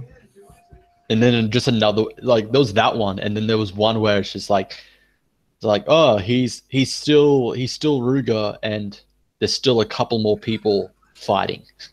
And turns out Knight is Odin now. Oh yeah, and they turned Knight into Odin. The oh, Norse god? They turned him into a Norse god? Is that what you're telling me? Nah, Kamen Rider Odin. I have no idea who that is. The from Dragon Knight, he was the Phoenix one. Oh, okay, I know who you say. And I was Odin trying is to remember because I've also watched some of Ryuki, but I didn't get very far. and Odin is intentionally made to be broken. Yeah, exactly. Like he's supposed to be he's the most OP rider there. He has the ability to reverse time if he loses. Well, that's a I am busted not power. meant to lose. I am OP. I am OP. The He was rider. like he's intentionally made to be OP by the guy who made the rider battles. Yeah, pretty much. Well, that was the whole point, so that he could win and get the wish. So he intentionally created a rider to help him win and to just break it. Didn't work, but oh yeah, the Ruki's final ending, that alternate film. Mm-hmm. Like I said, Ryuki has multiple endings. It's like That a was choose like- your own adventure. That was pretty much early Heisei with just their films. It's just these are what ifs. So like with Ruki, it had final ending and like that 13 Riders short film. Fize had Paradise Lost of just like what happened if the villains actually won. I am also Kabuto had one where like what if the meteor that kind of started all the events was actually larger and just almost annihilated life on Earth? Ah. I am also partial to Kamen Rider Fruit Samurai. The weirdest combination ever, but apparently to everyone. Your it's weirdest really combination that surprisingly worked and was actually a good series. Yes, That's Kamen good. Rider Gaim, which also means orange, which the main character was orange. Yeah. Hello, So- Zesty Cat. So they're samurais, but they're also dance crews, but they're also fruits. We're also talking about the Sengoku period. This is Yeah. a cobbled up mess of mush that surprisingly works. It shouldn't work, but somehow they did. It did. And I liked pretty much the writer for the series. He said it's like the monsters of the series aren't the monsters. The true monsters of the series are the Kamen Riders. I'm like, oh shit, this is gonna be dark and edgy. And it was. The reveal was actually pretty dark and edgy. Yeah, pretty much. I think as soon as they killed off one of them, it's just like, yep, this is where we're going. Well, to be fair, it was Gen Urobuchi that wrote it. So and he's known for like just killing people. Like it's like, yep, if this serves the plot, I will kill them. I guess it's better because at least he didn't start. At least he didn't kill everybody. So he didn't kill everyone. He did some false starts. It's like, oh, is he dead? Is he really? Which I think was when he did that with what was his name? Zanget's Takotora. He's like, oh, he's dead, and then he just had his little brother hallucinating him. I think that was a great moment for that character because at that point everyone hated him because he was just turned into like this evil douchebag that betrayed everyone. So just having him gone psychotic and thinking he's being haunted by his brother's ghost was so good. Not quite Ryuki levels of dark, but still. Well, yeah, pretty much. I mean, at least Ryuki had a criminal, a murderer as one of the writers. Yeah. Oja. Oja. He had Oja as a writer. Yeah, and he was a full-on criminal and murderer. His whole point, like his whole wish was, I want this to continue. Like when I win, I want this fight to continue so I can keep killing all of you. Because giving your power to a serial killer is a good idea. Yeah. Yeah, give power to a serial killer. Where have I heard this before? Oh wait, that's right. I heard that from the Fate series when they did it in Fate Zero. It's like, hey, there's this young teenage psychopathic murderer. Let's give him another psychopathic murderer to be buddy with and just be BFFs with. This won't end horribly. Yeah, and like in Gaim, they had Oren, who was a trained military soldier, got his hands on one of the belts and started using it. Even like Takotora, and he talked about who he would take to which of the boys he'd like to do things with. It ended up being Takotora because he was also a fighter, and he's just like, it's like, oh my god, you're so amazing how you fight. It's so beautiful. He just fell in love with him. Oren was such a great comic relief character. But also, I think, the human villains in that series are also good. Roma, the creator of like just all of their devices. Yeah. He's like humanity will surpass with my science, with my technology, nothing further. And then when Baron just eats one of the fruits and becomes an overlord, he's just like, how dare you surpass humanity with not my science? It's like, how dare you? Like pretty much as soon as anyone got a power up and he had no involvement with it, he just lost his shit. Yeah, like when I'm the only one who's allowed to come up with power ups. Yeah, pretty much. It's like when Gaim got his first major power up, Kachidoki, he's just like, impossible. It's like, Nani? Nani? Yeah. What? Like, how dare he? I didn't make this. How could he? No, I'm the only one. His Nani intensified. His Nani intensified by 5,000. But like he was but like it's wonderful because like also what I loved about it is pay attention to how that season was all like fruit, also like everything, like even the bar they hung out at when they weren't doing like their dance, like the dance off thing was a fruit bar. Yeah. Like pretty much. They were like, no, we're doing this 100%. Like we are committed to this bit 110%. And we are also tying back into the previous Dark season Rookie, the owner of the bar was Zolder's assistant in Rookie. He was the lawyer's assistant. Well, you know how it is, you're like, I'm done with this shit. I'm just gonna go open up a bar. A fruit bar. No, nothing bad can about why are there fruit demons? Why are there fruit demons? Yeah, why are there fruit demons? Pretty much.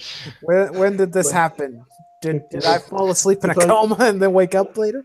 Pretty much. I want to point out that in his mind, he's like, nothing bad could come of this. I'm just going to open up my fruit bar.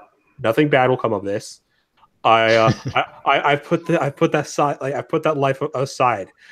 I put that life behind me now. Then like fruit based like common riders show up and like fruit demons show up, and he's like, I can't get away from it. God damn it! Like I thought I could get away from it. I can't. It's like, God damn it. Why don't it sound like this would be a very funny way to make like a joke commercial about getting away from it all? Pretty much. That's the first thing that came to my mind. Join us. At That's this why lovely fruit bar. Yeah. Get away from all your They should make a Kamen Rider version of Akiba Ranger. It's just it's homaging and making fun of the series. Oh, like I said before, like when they have like whenever they do the team up films and they're fighting each other for no reason at all, they should just have that in like their version of like Kamen Rider Akiba, and it's just like one of the the Heisei or like the Showa riders come up and attack him, and it's like what the hell, we're both good guys, why are you attacking me? And then just the rider just goes, plot. Or something ridiculous like that one like the one Heisei writer owe the Showa writer money or something. Yeah. It's like, but no, he owes me $20. The Heisei rider versus Showa rider hurt my mind so much. That's terrible. It's just like, oh, we don't acknowledge you as Kamen Riders because you never move on from any of your friends or loved ones that died. And just like, excuse me, hello, that's at least half of you right there. How hypocritical is that? V3 became a rider because his family died.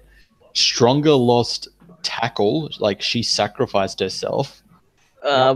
Black lost his dad, his brother. Yeah, his family's on like, the run. Oh, no, we could never team up with you. It's like, wait, you've teamed up so many times before.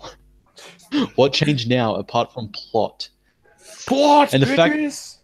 Yeah. Plot, and the fact that the mortal enemy of all fiction. And the fact they retconned Kykes' death. So instead of him dying alone, he was like Fies was there as well, so he could just get in like one more douchebag moment before he dies. But it's just like, why do I have to die? You're a man with no purpose. You have nothing to fight for. I have heaps. Why do I have to die? And that whole moment there of their retconning was to explain why Fies doesn't fight anymore. It's like, since that moment happened, I've never transformed. I've never fought. It's just like, previous team-up films, you have transformed. Plus, the guy was a douchebag. He never befriended you. He holds the distinction of the only secondary Kamen Rider to never befriend the primary one. He hated everyone. He was there for himself. Everyone was a tool for his plans. And he died a douchebag. So, like, why would you like, oh, this douchebag's death affected me so much, I'm not going to be a Kamen Rider anymore. There was an Aka Rider short in Kamen Rider X8. Oh yeah, that Sentai themed. Oh no, that Kamen Rider Sentai team. It was. It's pretty much. Well, I mean, like, okay, that's a little moot because like almost every few like years there's like always a Kamen Rider where they'll be like, and like, here's a team of Kamen Riders. Yeah, here's like, a team of color-coded Kamen Riders. Like, hell, even like what was it? Even Kamen Rider Gain kind of did it to some degree. Yeah. Ryuki. Like, Ryuki, Kamen Rider, what was it? Kamen Rider Double even kind of did it. Like it had at least like two commons at least throughout that series. Decade did it. Like, but that was because new. it's just him traveling through time and teaming up with older Kamen Riders. Does that yes and no? I mean, there was also like some other. Actually, it's more like traveling to alternate universes. Because, certain characters, certain actors don't want to come back. Yeah, and so hence why Kuga's a different guy. Yeah. Well, there were also like a few Sentai. There was a few of the people like in that version as well that were like that didn't come back. But there's also there were also like a few commons that were trying to stop him. That were like other commons that were not like part of the ones they'd be seeing through time. They were just like, we're trying to stop you from doing the stupid thing that you're trying to do right now. Well, I thought Decade's objective was he was supposed to kill all of them. Exactly. First episode, he's told you have to destroy them all. If you want to save this world, if you want to save all reality, you have to kill every single one of them. So what does he do? He goes and befriends all of them. One job, man. You had one job. You had one job, Decade. One. That's why Decade was such an infuriating series, because it's just like you were told straight up what to do, and you did the exact opposite. Clean and up then the he's just like, alternate time. I have to do it anyway. Though it does give us the awesome moment of seeing Kamen Rider Black and Black RX on screen together. Yeah, definitely. I thought that Black and Black RX were the same person, or are they? I know, but Decade made it work. In Decade, they had you broke the timeline. No, in Decade they had two alternate universes. One where he was still Kamen Rider Black, and one where he was RX, and he brought them together. And then they could have just used that one, the Black from that universe, to explain why in every future team up afterwards, Black and Black RX are both there together, despite the fact the main universe one is the same person. Okay, but like you're forgetting something. That would make sense. Yeah, exactly. Toei doesn't understand continuity. Yeah. Toei is like, continuity. What is that? I don't know. What is that? Does it bring us money? Nope, it doesn't bring us money. Then it doesn't matter. Then again, considering that before all this, they had like Kamen Rider V3 cameoed in one of the Sentai series. I forgot what it was called. Jack, I think. Oh yeah. Jack had I think for like one of the episodes or one of their movies, they're just like, there's also other heroes protecting Earth, and they showed like Kamen Rider Amazon and V3, and in Inazuma, and like saying, oh, they're in the same universe as us. Yeah. Yep. Except for those times where they say they're not in the same universe. So Decade, Drive. It's just like, yep, they're like convenience. Decade isn't in the same universe because he's just like kind of hopping around. He's just like, well, if he can hop to alternate dimensions, then that means he is there, and he's not there at the same time. So pretty like, much. So like, due to plot when he shows up convenience, in universe, he's there, but then when he's like doesn't show up in universe, he's like not there. So it's like they simultaneously remember and forget him as he's hopping in and out of the universe. It's like, who are you again? Oh wait, no, now we remember who you are. Yeah, this totally isn't convoluted. It makes no sense. Yeah, we'll just go with it. It's like, oh, you're our best friend, Decade. And he's gone. It's like, wow, that was a tough battle. Wasn't there someone else here before? No, but sometimes here, like, I think, but I think lately, I think going back to what we started with, I think Toei is trying to get continuity to work nowadays. Because John Lim is mentioning Kamen Sentai Go Rider. That a 3-episode like mini series where they brought back several actors of character. Their characters had died in their series, so they brought them all back, and they're just like, this is the one thing we all have in common. We all died, so what are we doing here? And then one of them was Kamen Rider Blade, and it's just like, wait a second, he's not actually dead. He's an undead, but he's not technically dead. So we're gonna acknowledge it. It's just a different species that's called an undead, but he's not actually deceased.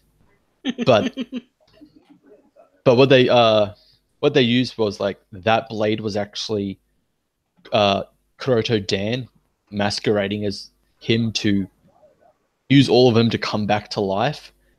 But then the real blade shows up and it's just like, you used undead powers, so, and I noticed it. I'm here. And it's just like, do you want to know what kind of undead I am? I'm the Joker undead. And if there's a Joker left in a world where there is no other Jokers, that world starts to die. And as soon as he says that, the world starts to die. Because that's, in his series, that's the rules. If the Joker wins the fight, the whole world starts to die. So I do like it's just like, hey, you remember what canon is. You understand what continuity is. Yeah, you understand that. It was a really good nod. It's just like, I'm the only Joker in this fake world. So the rules that apply to me in the real world apply here as well. Amazon commissioned an exclusive reboot of Kamen Rider Amazons. Yeah. Well, wait, they did. Well, I know they did like a reboot film for the original Kamen Rider and Kamen Rider. What was it? Yeah, the Kamen Rider the first and the second. They basically just rebooted 1, 2, and V3. Although I thought the movie only covered Kamen Rider 1 and 2. Because I think the first has 1 and 2, the second has V3.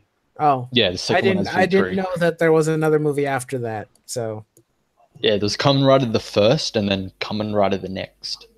Ah, okay. Yeah, at least but Amazon has been great. Yeah, I've seen some of that. I'm like, holy freaking shit! This is gory. This is edgy. This is very, very dark. I would say Steam it's like, Biopunk series. Yeah, I was gonna say Extreme Edge. Was this written by a teenager? Pretty much. Well, it was around the 2000s, I think. Yeah, it's like I'll do you one better. It's written by Shadow the Hedgehog fan. dark and edgy. Dark and edgy. I mean, what for the main series they got a guy who did dark and edgy stuff. Yeah. Yeah, pretty much. Yeah. I don't mind it. I just like making jokes. It's like, oh, hey, look, it's a more darker and more serious version of Kamen Rider. Oh, so Well, I you're mean, like telling the me that original a Kamen dark... Rider was like guys. Yeah, who the lived on originals were pretty messed up in their own right. Yeah. But for a more modern form of Kamen Rider, it's a little bit unexpected. Yeah, but it worked. Yeah, it worked. It worked. It worked better than most of Zack Snyder's DC films. That's a good point. Where he's like, let's make everything dark and edgy. It's like, no, it doesn't work for Superman. Okay, it doesn't work. It works for Batman, but does not work for Superman. With Amazons, it's just like, we're not going to do a direct adaptation. It's just going to have the same name. And then similar looking suits. Yep. I like those suits though. They look very, very Although I like how the contradiction between the two. Amazon Alpha is referred to as wild type, and he's like the most centered and not wild. While Omega is supposed to be called like the cultivated type, and he's extremely like wild. They kind of contrast one another. That's a bit weird. Hey man, they figured it out. It works in the end. It worked. Yes. If you like blood, gore, and death, when I saw footage of it, I was like, "Guyver, is that you?" That was my immediate reaction. I was like, "Am I watching Guyver?" They should have done like a live action series of Guyver because it works. They did, and it was terrible. It's campy as freaking hell, and I love it. The first one is terrible. The second one actually has a cult following because it's actually better. Because the second one has Solid Snake in it. Yeah. The first one was just terrible. And I love that, like, in Europe, they put Mark Hamill as, like, the main character, despite the fact he has a cameo. So, if you think about it, the main character in the movie does look like a younger Mark Hamill. Yeah. Yeah. So we have young Mark Hamill and old Mark Hamill. And Mark Hamill. The funny thing is I don't own the second Guyver movie. I only own the first one. I do own the it. first And one it's is like just- it's the it's terrible. campiest piece of schlock I own in my DVD collection, and I love it, and I don't care. It's a train wreck. You have to watch it. Yeah. I've watched the fact that once. the fact that they decided let's turn the inspector, a charismatic character, into just a tall, frightening, silent monster. Ow. Yeah. Not sure what I walked in on, but hi, hello, TLF. Just a Teleoff. Yeah, I'm gonna call him Teleoff because that's how Rabbit pronounces him. We're here talking about all the rubber suited men in our lives. Oh yeah, no, we haven't talked Hey, about man. the quintessential guy in rubber suit. The 50-foot guy fights other guy in giant rubber suits. Okay. The Ultraman series. Ultraman, Yeah, yes. right. No, I knew where you were going with it. I was just like, I just made it weird and awkward for no reason. They're doing a tag team series for I the next accepted one. that name. Trust me. Ooh, tag teams. Yeah, they're like, so there's going to be two, and they're both brothers. Like they're both red and blue Ultraman. I'll try and see what it's called. It should be interesting. Is one Ultraman red and the other one is blue? Much. That's Superman. Yeah, pretty much. It's red and blue Superman, but in Japan. But in Japan, No, it's probably called- not as bad. It's called R&B. Literally, it's Is called it? R Yeah. slash B. Really? Yeah, literally. Yep. it is. Yep. R/B. Yeah. It is Ultraman Red and Blue. Yeah. Ultraman. But their names are Ultraman Rosso and Ultraman Blue. So at least one of them is actually named after their color. In Why Italian, isn't the other one named after his color? It makes that's I think weird. Rosso is. I think it's Italian for red. I think. Well, probably. It's Probably. like if you're going to go for a different language version for the name, you should, go all the way 100%, and instead of calling it Ultraman Blue, name it Ultraman whatever the color is called in another language. Yeah. It is. His If name you- Rosso means red in Italian, and blue also means blue in Italian. Well, that explains a lot. It's like, oh, we went Italian, but why'd you even bother going Italian? If one of them is still going to be called Blue, it makes no sense. What? I'm confused. I'm a bit lost. That makes no sense. John Lemus said one of the recent Ultraman shows made him kind of like Iron Man. I don't.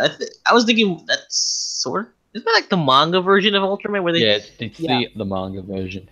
But I'm Turn it alright into- with it. I mean, I think it needed something different, or else it was just going to be like something similar. I mean, I'm a bit iffy on that. I mean, just turning him into Common Riders. I mean, why? Yeah. Why? I mean, You know, it was. I think back then, 2011, Ultraman didn't have that huge boost it got recently, so it needed to do something. It should be good that I think this volume is introducing like the American versions, and it's all just like a whole like technical team led Could be by worse. their version of Jack. could be worse. I mean, they could bring in the Australian the Australian Ultramans. Australia and New Zealand. I forgot. There's a collaboration thing they did. It was Australian Japanese one. I don't think it exists anymore. They're just like, yep, let's destroy it. I'm sorry. What was that? I can't hear you out. Oh, after nuking it, it doesn't exist. Yeah, pretty much. There's nothing. There's vapor. Nothing is left.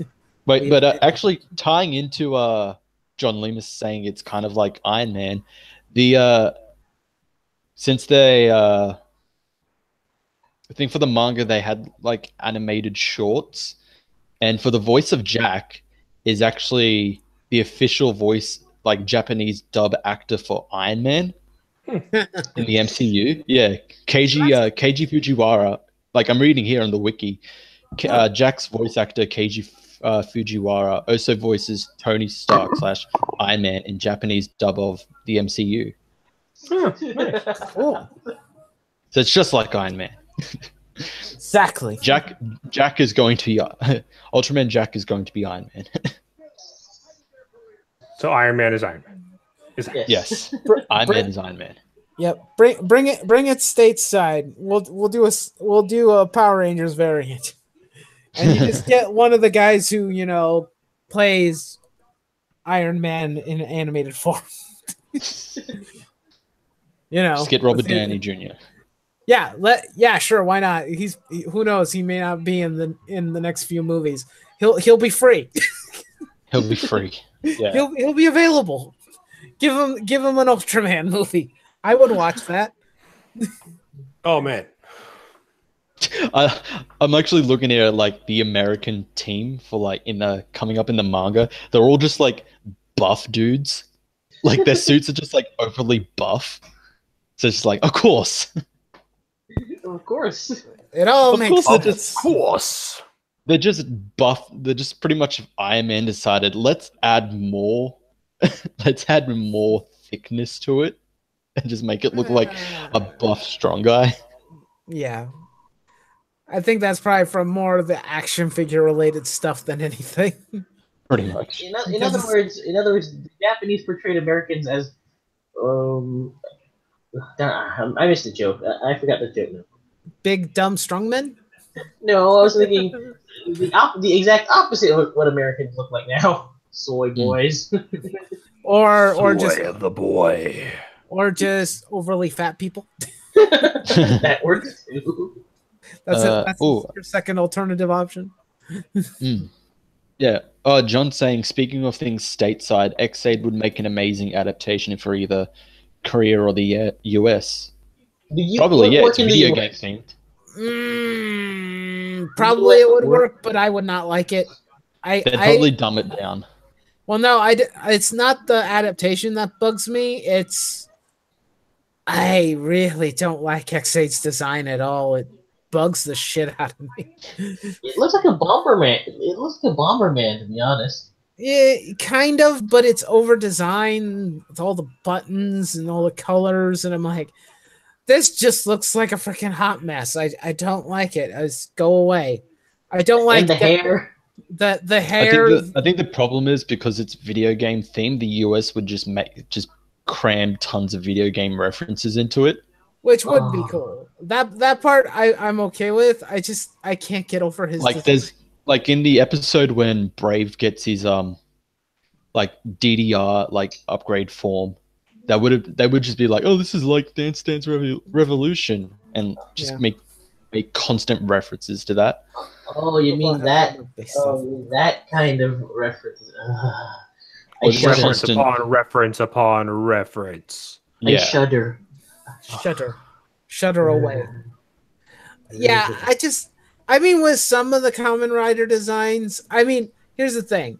I have issues with Gaim's designs too, because I think it's just silly and weird, but I'm willing to look past it because at least, even though the transformation is fruit related, at least when it turns into samurai armor, at least kind of works. And it's not as irritatingly, they kind of mesh it well. They kind of, mix the two things together well. Well, it seems like with their current formula, if the suits look weird, the show is amazing. I can't get over it though. I hate designs Gaim, X-Aid, build currently. Like a lot of people were criticizing Build's design because it was just a plain half-half. The funny thing is I don't hate Build's design. I don't. I actually think it looks fine. It's when it's like too over the top and it's like too, what's the word? I guess kind of loud with the design.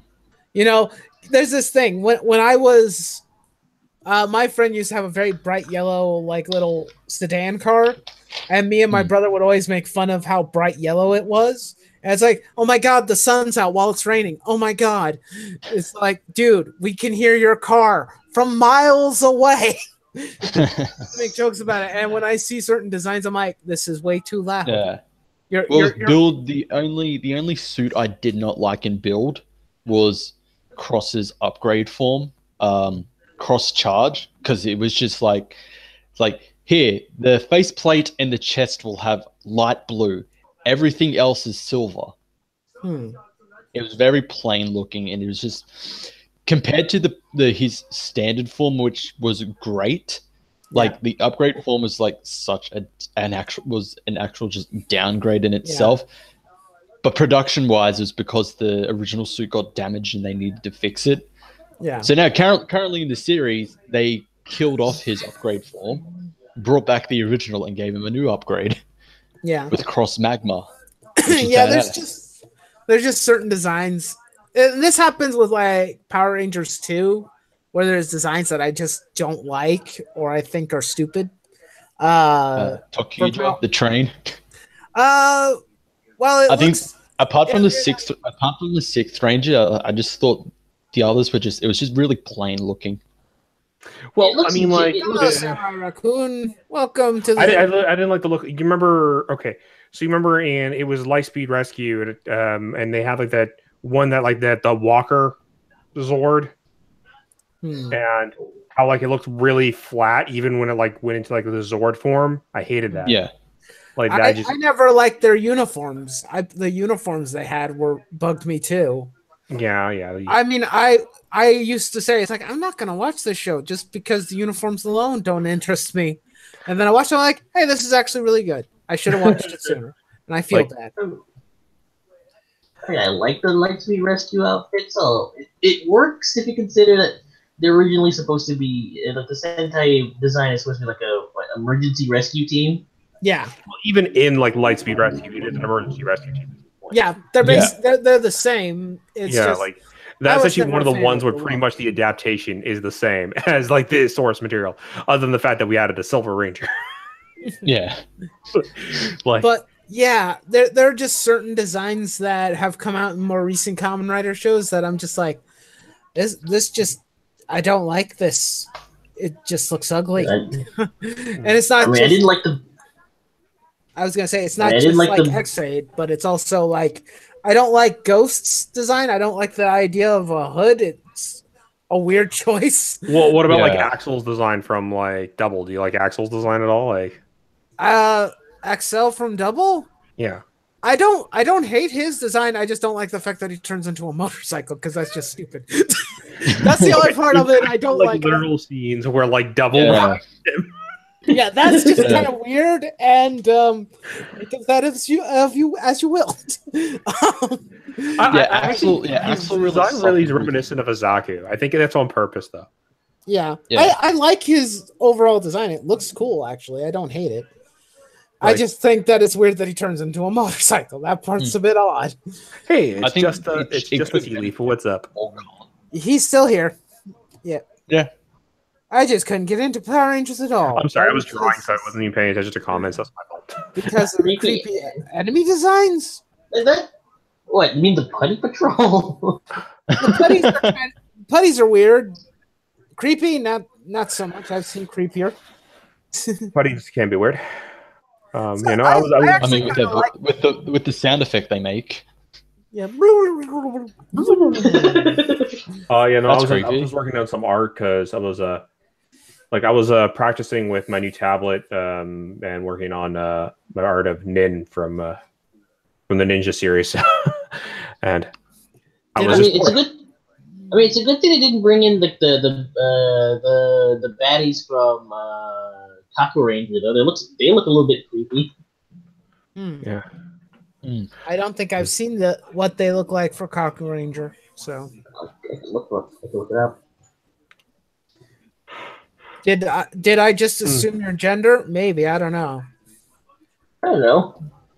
Didn't watch any Power Rangers after Jason, Zach, and Trini left. Yeah, I can understand. But I mean, come on, they left to go schooling elsewhere, or like because they wanted to go to a peace. They left summit. Yep. Yeah. Yeah, it wasn't contractual problems or the fact that they wanted more money. No, they left for a peace conference. and we're never Yeah, hearing from again. because that made so much sense for the characters. Yep. Yes, we're going to a peace conference. Goodbye. Ah, yes, Jason, the guy who punches things. Yeah. Great idea. I mean, it could be worse. Like, remember that one comic, Mightily Murdered Power Rangers? They went to a peace conference. Well, in pieces. Some of the stuff creeped you out. Well, if they does it creep you out like when you were a kid, or did they creep you out as an adult too? Alright, I'll link you up in the chat. I'm pretty sure I can do it in the group chat here. See if we can do this.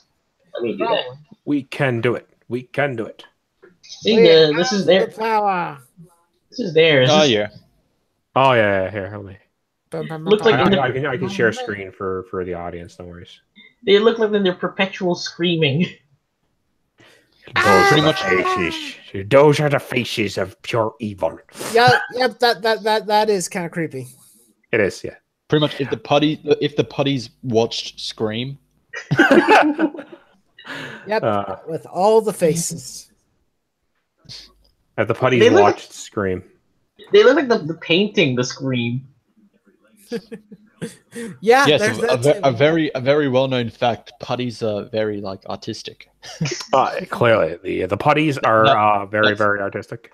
I mean, they were molded from clay by an artist, so it works out in the end. Seen it in a long time, so I'll have to try and watch it again. I'd recommend watching something. Go find one that looks cool and give it a shot. The only ones that we would probably recommend you avoid would probably be what? Turbo? Turbo and Super Megaforce and Super Megaforce. And almost any of the current Saban. Any of the current Saban stuff. So Samurai onward. Avoid like the plague. Please. Yeah. For your own sanity. Yeah. Go watch something like Power Rangers in Space or Lost Galaxy. Yeah. Or Time Force. No, not Overdrive. Rescue. Avoid Overdrive. Overdrive was terrible as well. That's the only one from Disney that will say avoid. Overdrive. Yeah. Okay, you know what? No. You know what? I'm going to consciously tell you, avoid Overdrive unless you think you can go in with a proper mindset, because there were some. No, Overdrive is not the worst. The worst is still Megaforce and Super Megaforce are the worst. Still worse. Overdrive, if you go in with the right mindset, you might have an okay time. But yeah, not say yeah, the one where apparently Rita and Zed has an ugly son. Actually, that should have been the main villain of that season. To be honest, yeah, they should have literally that's the only episode you can watch or should watch just to see the previous Rangers back. Also, to see that really cool morphing sequence with Adam coming back and doing the new morph sequence, which was really cool. Yeah. Because they made a new morph sequence for the Mighty Morphin for him, specifically for that season. So. Samurai Raccoon is not wrong. Everybody hates Ninja Steel. Yeah. I don't know I think even was it I think even the Sentai actually saw that, Adam's new morphing sequence, and they gave it to the Jason's counterpart in Zoolander for when he came back for the team up film. All three of the dinosaur teams came back together. He got a morphing sequence similar to that. Huh. Yeah. I am the plague, but I got you. Thanks, guys. You're welcome. You should always give things another shot. I mean, if it was something that traumatized you as a child, I can understand avoiding it. Can't wait to get Operation Overdrive. Also have the villains called the Fear Cats. Fear Cats. God, that was so dumb. Fear the kitties. Evil kitties that murder you. Yes. Yeah. Sure. The Fear Cat. Yeah. Fearsome. The kitties of death. God. They couldn't just call them Death Kitty or something. Yeah. Yep. Oh dear. Fear cats. Question mark? It's Pretty like, what much. the fuck? Killer I mean, furries. I guess that's the thing. Like when you get older, you rewatch Power, and like some of the naming conventions, like holy crap. Who came up with this idea? What a freaking idiot. You idiot. And then just sorry. and just some yes, of the overacting. Yeah. Yes, Kill Furries, my favorite. Killer furry. Well, we hate Megaforce. Kids love that show. And it did really well. Well, Because that's all they market to nowadays. Yeah. That's all they. Also, those kids have garbage taste, and their parents never taught them any better. Yeah, like we talked about this sometime before, but Power Rangers was never like it's perceived as being marketed towards kids, but it never usually was.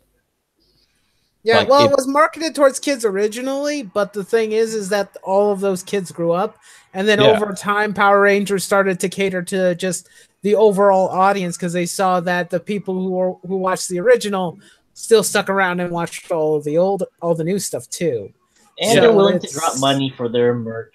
Yeah, they're willing to pay for more figures, especially the high expensive ones. Used to be a family show, yes. Yeah, it is. It's for basically everyone. a family. Yeah.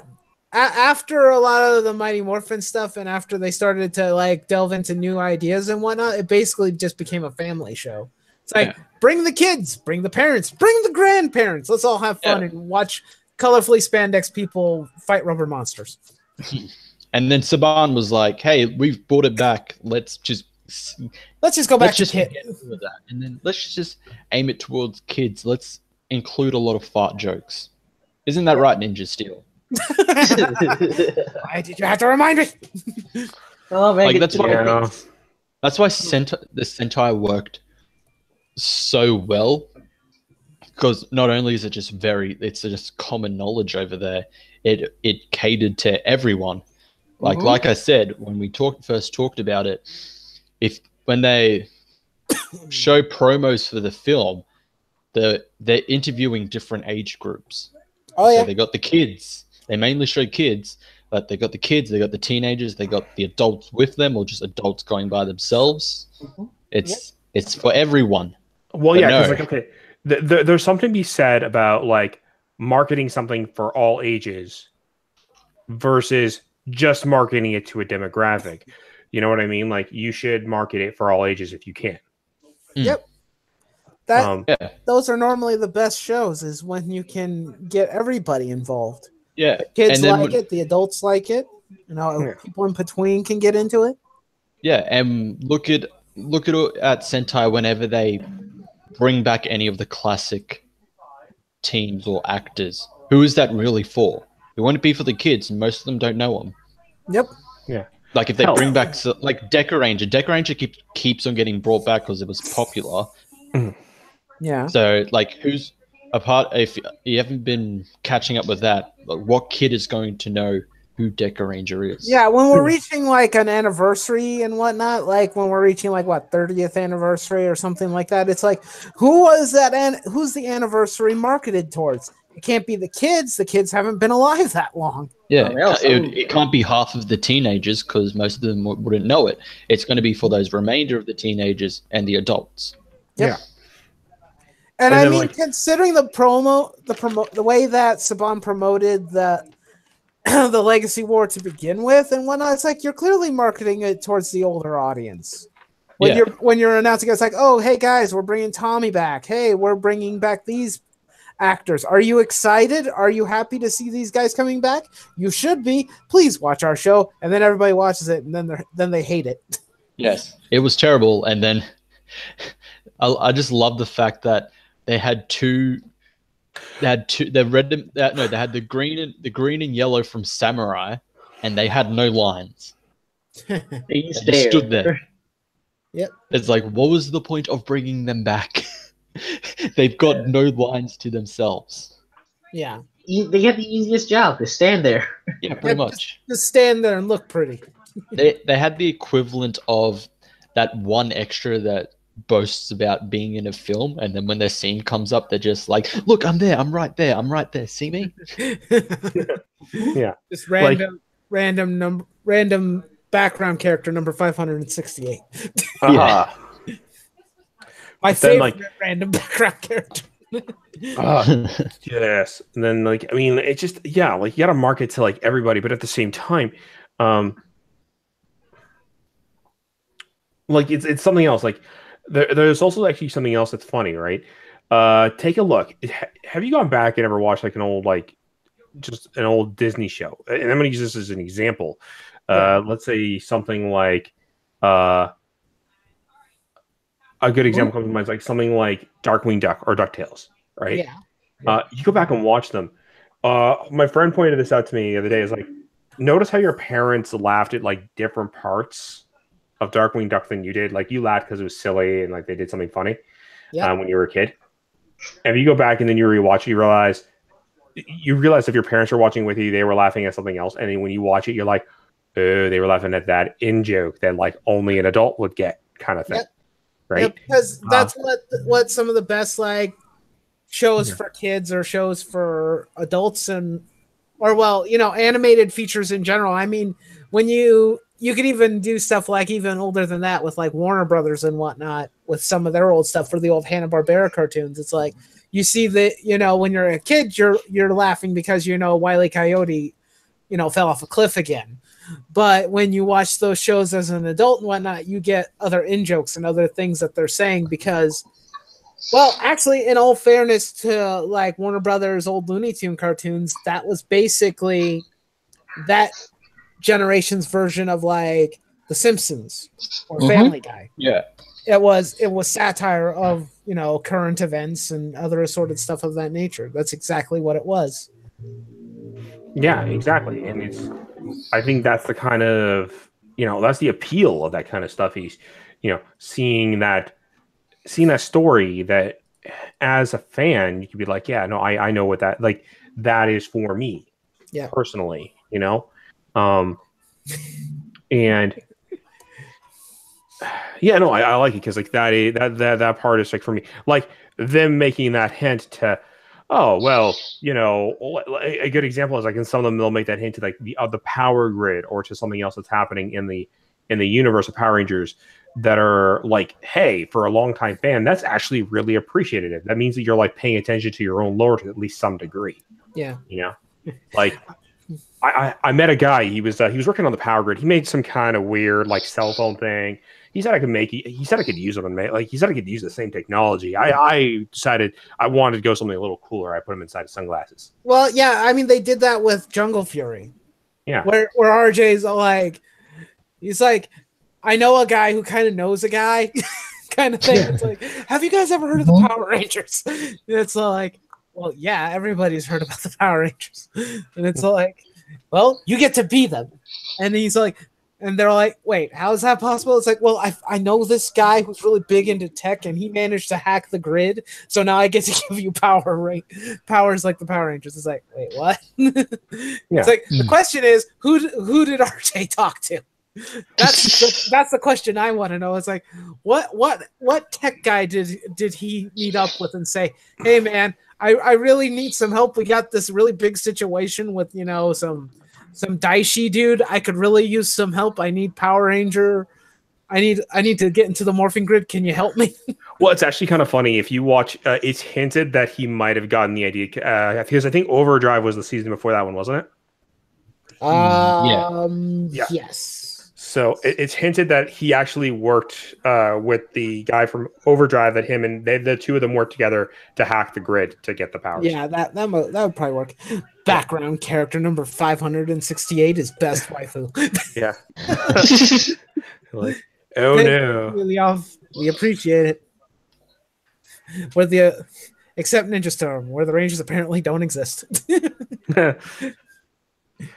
Yeah, it happens sometimes where they don't acknowledge the past ones. Until like the Power Rangers didn't exist in Ninja Steel until they existed. Or not Ninja Storm until they existed. I want to point this out because then the Power Rangers show up and just Yeah, wait. What was it? What season showed up? like it What was the previous one before Ninja Storm? I forgot. Yeah, and that was Dino Thunder. Yeah, Dino Thunder shows up. No, it was, of course, they were time traveling. No, Dino Thunder was afterwards. Oh, yeah, Dino Thunder was Wild after. Force was before Ninja Storm. Yes. And that's right. Wild Force was before Ninja Storm, and Ninja Storm didn't have a crossover with anybody. No, That's right. They didn't. They never had one.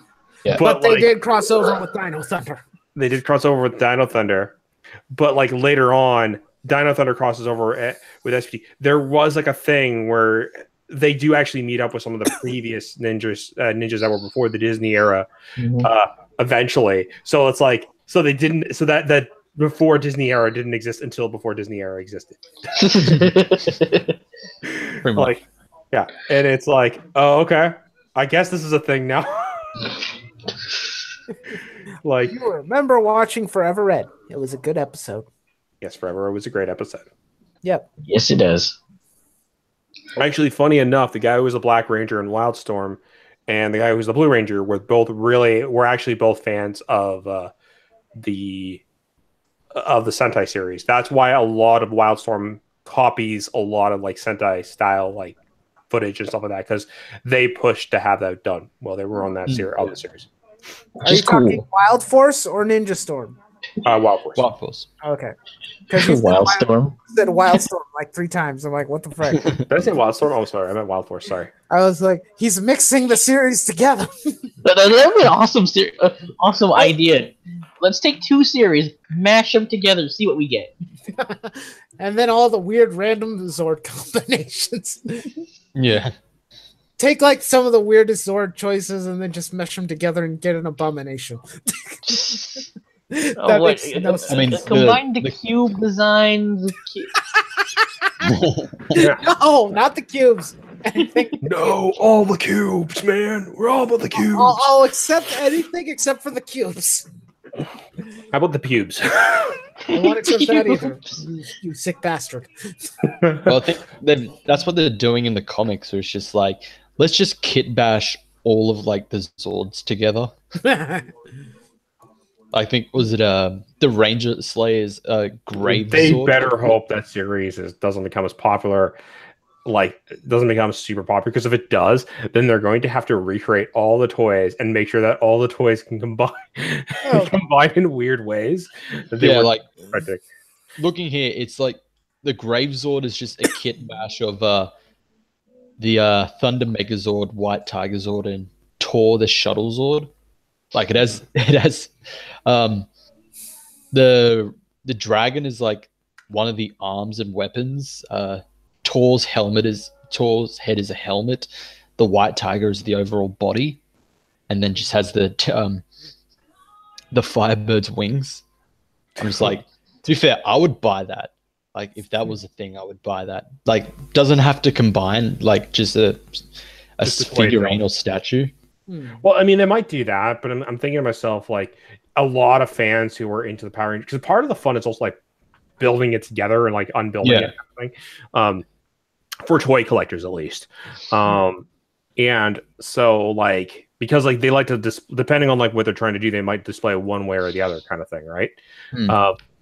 And so I like the idea of like, if like I find it funny because it's the idea that okay, we might have to re-release all these toys, but like make specific combination modes on the toys themselves that like each of them can combine in weird ways that they weren't meant to at first. But, like we can make it work. And the funny thing is, it's not something they haven't done before, because for anybody who didn't know, the Brontosaurus that actually shows up at the end of Mighty Morphin Power Rangers, which combines like all the Rangers together, was not supposed to combine that way. The Dragon Zord wasn't even supposed to combine that way with the Zord.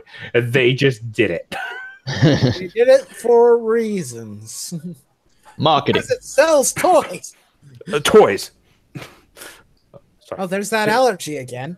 I mean, pretty much, but they need to stop re-releasing every Mighty Morphin Power Rangers Zord.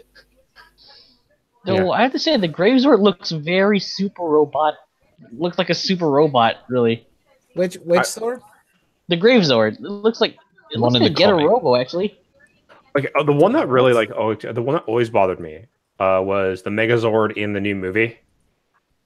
Yeah, because it doesn't look like it actually combined. They kind of just fused and morphed together. Yeah, and the fact they obscure the transformation, it's just like that's one of the key parts of Power Rangers. Why would you do that?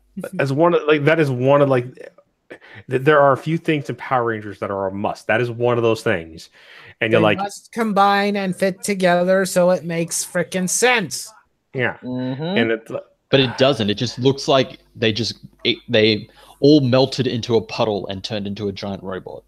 It looks Well, like It crab. just happens to have the same colors. Well, it's like you mixed the worst aspects of probably a design for Pacific Rim and a Bayformer, and you just put that on screen. I'm like, you son Pretty of a bitch. much. It's like, you dumb shit. And actually, also, I like to call it by its proper name. It's Krispy Kreme featuring Power Rangers. Krispy Kreme featuring Power Rangers. Oh, Like- God. And funnily enough, for a fun little joke, I bought Krispy Kreme stuff earlier today, Ooh. which Oh was my unintended. god! It looks under. Which was totally unintended. Oh my God. Actually. Good thing I missed the I would've- movie. The Megazord looks like ass. The movie wasn't too bad. I mean, I It had was- some it gripes was with something. it. Like, And it- by something, we mean something that probably should not exist. Probably, yeah. like Maybe. I think the thing is they didn't really give any kind of like development to anyone else. It was mainly just there's Jason and there's Billy. Okay. Yeah. What about Zach, Trini, and Kimberly? Zach Trini. Nobody- Okay, wait. Zach and Trini actually had like decent backgrounds. Kimberly was just a bitch. Yeah, Kimberly's a bitch. She posted like a nude selfie or something of one of her friends, and then she's like, "Oh, I didn't feel bad until I saw her father's reaction." Just like you should have just, if you actually felt bad, you would have felt bad doing it initially. Yeah. Yeah. You just Like- only feel bad because someone else reacted to it. And Why do like, these boys remind me of times when Bakugan had those Colossus things? like, I don't know. like, and then Zach never got really much character development outside of the fact that we know that he's skipping school because his mom is going to die, and he's like, Yeah. he just doesn't want to deal with it. And then Trini is just like, I'm a loner. Like Trini's, I'm a loner, and I think my parents hate me. That's as far as that got. I found it funny, like leading up to that film, they were hyping up that she was gay, Yeah. and that's hardly ever touched upon in the film. It's not even confirmed. It's just speculated. Like It's when speculated. she it's talks about it's having, implied. But I'm okay with it being speculated in the movie. Yeah, because I think that was but that was felt like better. such a huge selling point for that character, like promotion wise, and it's just like boyfriend troubles, girlfriend troubles. Yeah. Okay, and Billy had like the most emotional story because he was like, definitely. yeah, because he was like, okay, so he was the guy who played him is actually a really good actor. He's probably one of the better parts in the movie. He had to play. So what it is he had to play an autistic kid who, and he did it really well. Like because Bill, you can tell like didn't understand proper emotional cues, and there's like even in like when they were doing the confessions, he had the best confession because it was I want to feel sad for my father's death. I don't know how to feel sad for my father's death. Yeah. Like Yeah. You're like, God damn it, I actually feel sorry for him because like he actually wants to, but he doesn't know how because emotional cues are literally like something for him he can't understand. So it's like, imagine somebody like, you know what it is to be sad. You understand the emotion. You can't do it. Yeah. And the fact that he was the one that brought them all together. Yeah. Like if he wasn't there, they would not be a team. Yeah, I'm reading some of the comments. I'm reading John's, and it's saying that to render the transformation scene would have put the movie way over budget and already did not do well. Well, here's the thing. You shouldn't have went over design with things like the uniforms. That could have saved you some money to put. I actually really didn't even like the designs of the uniforms at all in that movie. I hate Yeah. designs. Yeah. It's like Why? I said it multiple times over the course when the movie was in production. It's like, why am I looking at Iron Man? What the freaking hell? It's like, why does everything have to look like Iron Man? To get like an Iron Man vibe though with it, didn't they? They tried.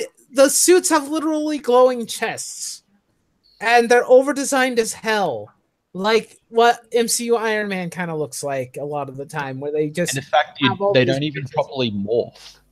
They all just stand on a pillar, and it just happens. It just happens. It just appears on them. Just slowly, like, goes onto them, and it's like, why? So you get rid of like the two most important aspects of like Power Rangers: morphing and seeing the Zords combine. Yep, those are the two. I mean, that's what you're banking on to get asses in seats. It's like you want the old. It's like the problem also is that they marketed it all over the goddamn place. It's like, what? Who is this movie for? Is it for the old fans? Is it for people who, have never seen a Power Ranger film before and they want a more serious adaptation? Who is this for? Who is this movie supposed to be for? This is like the same problem that happened with when Disney made the Lone Ranger movie. Because it's like, no kid knows who the Lone Ranger is in this current day. Not a single kid, unless their parents tell them who the Lone Ranger is, they don't know who the hell he is. So you can't market it to him and to them. And most of the kids or younger adults who like Johnny Depp, they might go see the movie just because he's in it. But other than that, the main demographic of the people who would go see that movie would be an older generation who actually like the original Lone Ranger. Yeah. But they see the trailer and it's like, this isn't Lone Ranger and it looks like ass. I talk to older people and they're like, you're trying to market it to the older audience, and it's like, we're not going to go see it because it looks terrible. We're not. Most of the demographic isn't going to want to see that version of the Lone Ranger. You know, like they are happy with the version that they know in their brain. Yeah, the one that they grew up with. Mm-hmm. But the real question of the hour is Krispy Kreme or Dunkin' Donuts. There's only one right answer. Nope. I'm gonna throw a curveball to Telioff because I disagree with this sentiment entirely. There is a third option. It's called your local bakery because they make better donuts no matter what a chain store tries to sell you. Or if you're in my neck of the woods, you can just go. They sell food by the roadside. Trust me, it's cheaper. Yes, go to the roadside. Go to your local bakery. You can buy donuts for dirt cheap, and they're delicious, and they're better than whatever mass-produced schlock they make. I mean, I could buy 5 of them for $2. Yeah, I know. Well, I know that there used to be 2 local bakeries in the town I'm living in, but now there's only one. But one of them, it's like you can buy it. They like sell donuts that are like a day old. They're still really good. And still better than anything that you're going to buy from a chain store.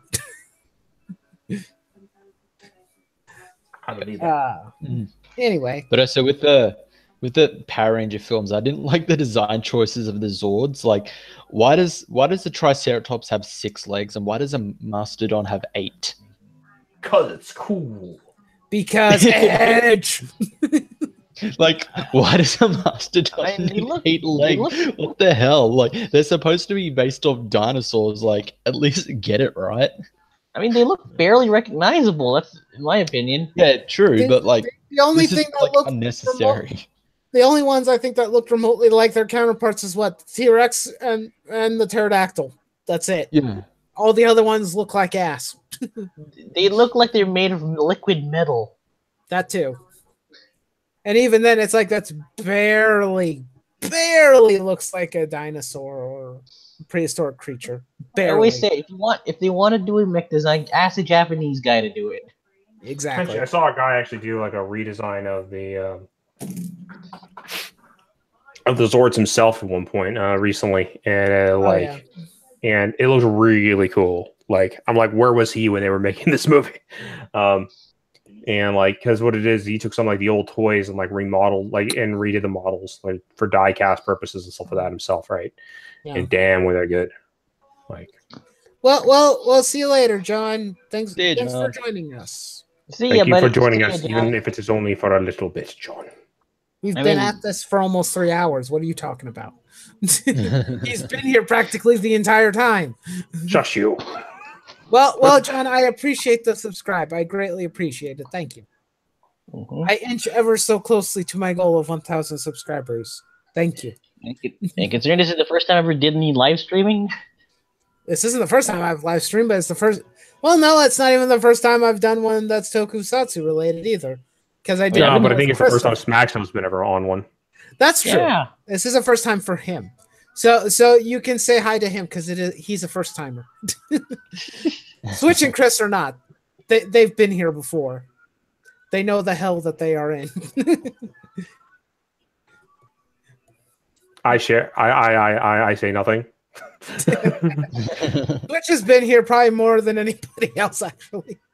Well, I don't know. Chris is starting to get up there. I mean, like he's Chris has been. This will be Chris's third time in total yeah. on my But channel. I mean, Chris is still fairly new to the YouTube scene. Yeah, that's true. But Like this is pretty much Switch's channel, Bro. considering how many times it's been here. Yeah, Ouch. Switch was here. He's been here for comic book streams. He's been here for Star Wars related stuff that involves other assorted BS. He's been here quite a bit. well, I mean, I've been in the community for a while. So There's that too. the other thing is like I don't even have I don't have as many subscribers as Nightwolf does. Nope. But I'm more of a background guy anyway, so that kind of like doesn't bother me. He's a great moderator. He's the best moderator in the business. Yes. If you need him to moderate a stream or something, he's your man. Apparently, I'm really good at that. You actually are quite good at that. Mhm. You're good at handling that type of stuff, surprisingly. So, Yeah. well, it's not that surprising. I like to think I'm pretty decent as a moderator, but I can't control my streams, so there's that. Yeah. I mean, pretty much anyone's better than Nerd Wonder, who just wants to invite everyone. Nerd her Wonder one- is that's like her- okay when she got her streaming back. Oh, that was wonderful. Like That, Yeah, she's like, everyone in. I jumped into one. I just jumped into the chat on one, and I saw how many people there. I'm like, oh my god, this is a mess. What is going on? I mean, I know of at least one other person who like does a stream with like X amount, so many people, like it's freaking insane, and that would be Lord Nurgle. But and I'm like, how am I supposed to comment? And he's like, hey man, you want to comment and say something? I'm like, how can I? Everyone else has pretty much said the same sentiment. Yeah, at least, I got at least, nothing new to add. At least Lord Nurgle will actually try to keep it like, hey, this person needs to talk, and this person hasn't talked. Yeah, It's like, okay, with Nerd Wonder, it's just like, everyone, it's a free-for-all. Everyone, come in, let you can everybody all talk. say It's like, everything. no. I told her, it's like, don't do that. You need to back up. Don't invite that many people. You need to keep it at least mildly contained and controlled.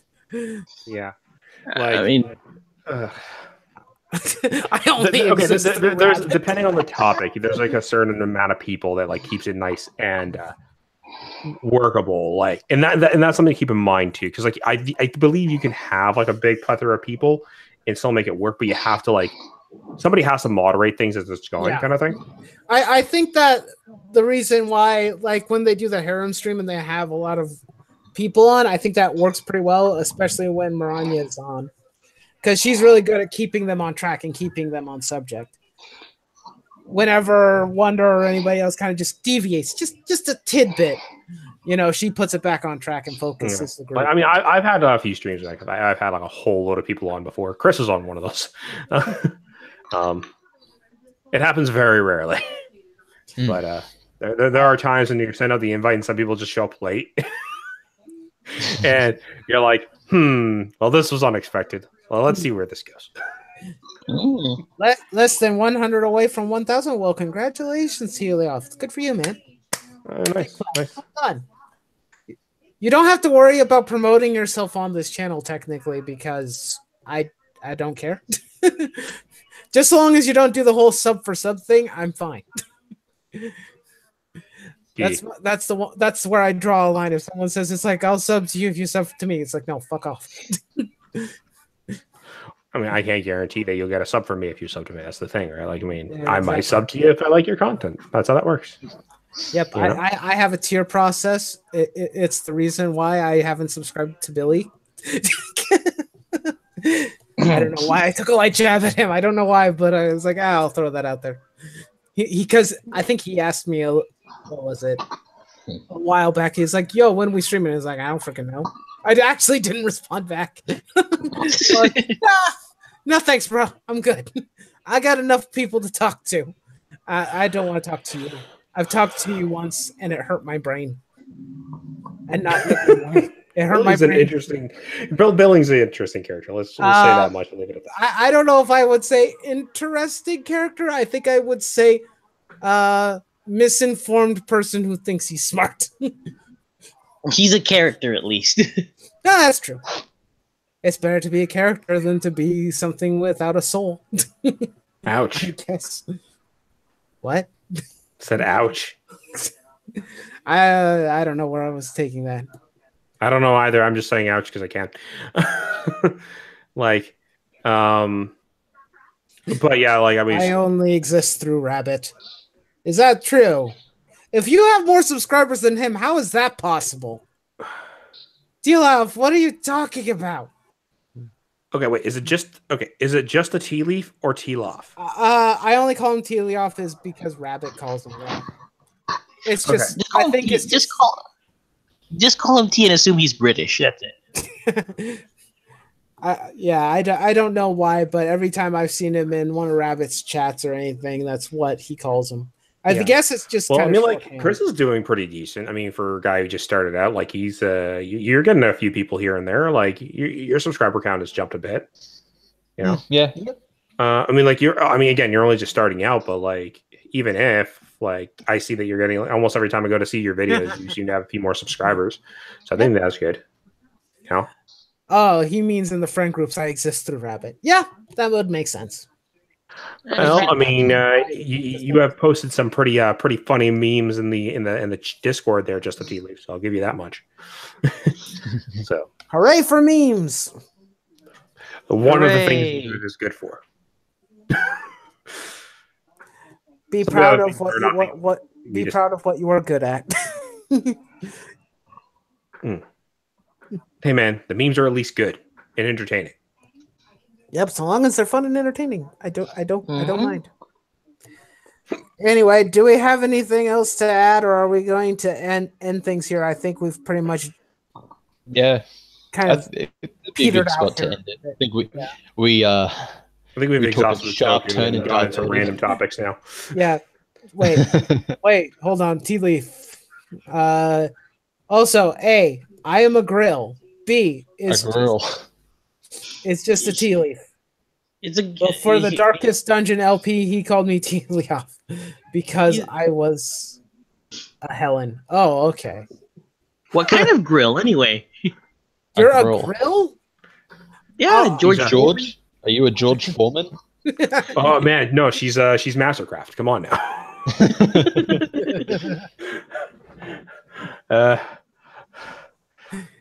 Are you? What was I thinking? Are you propane? Are you by propane?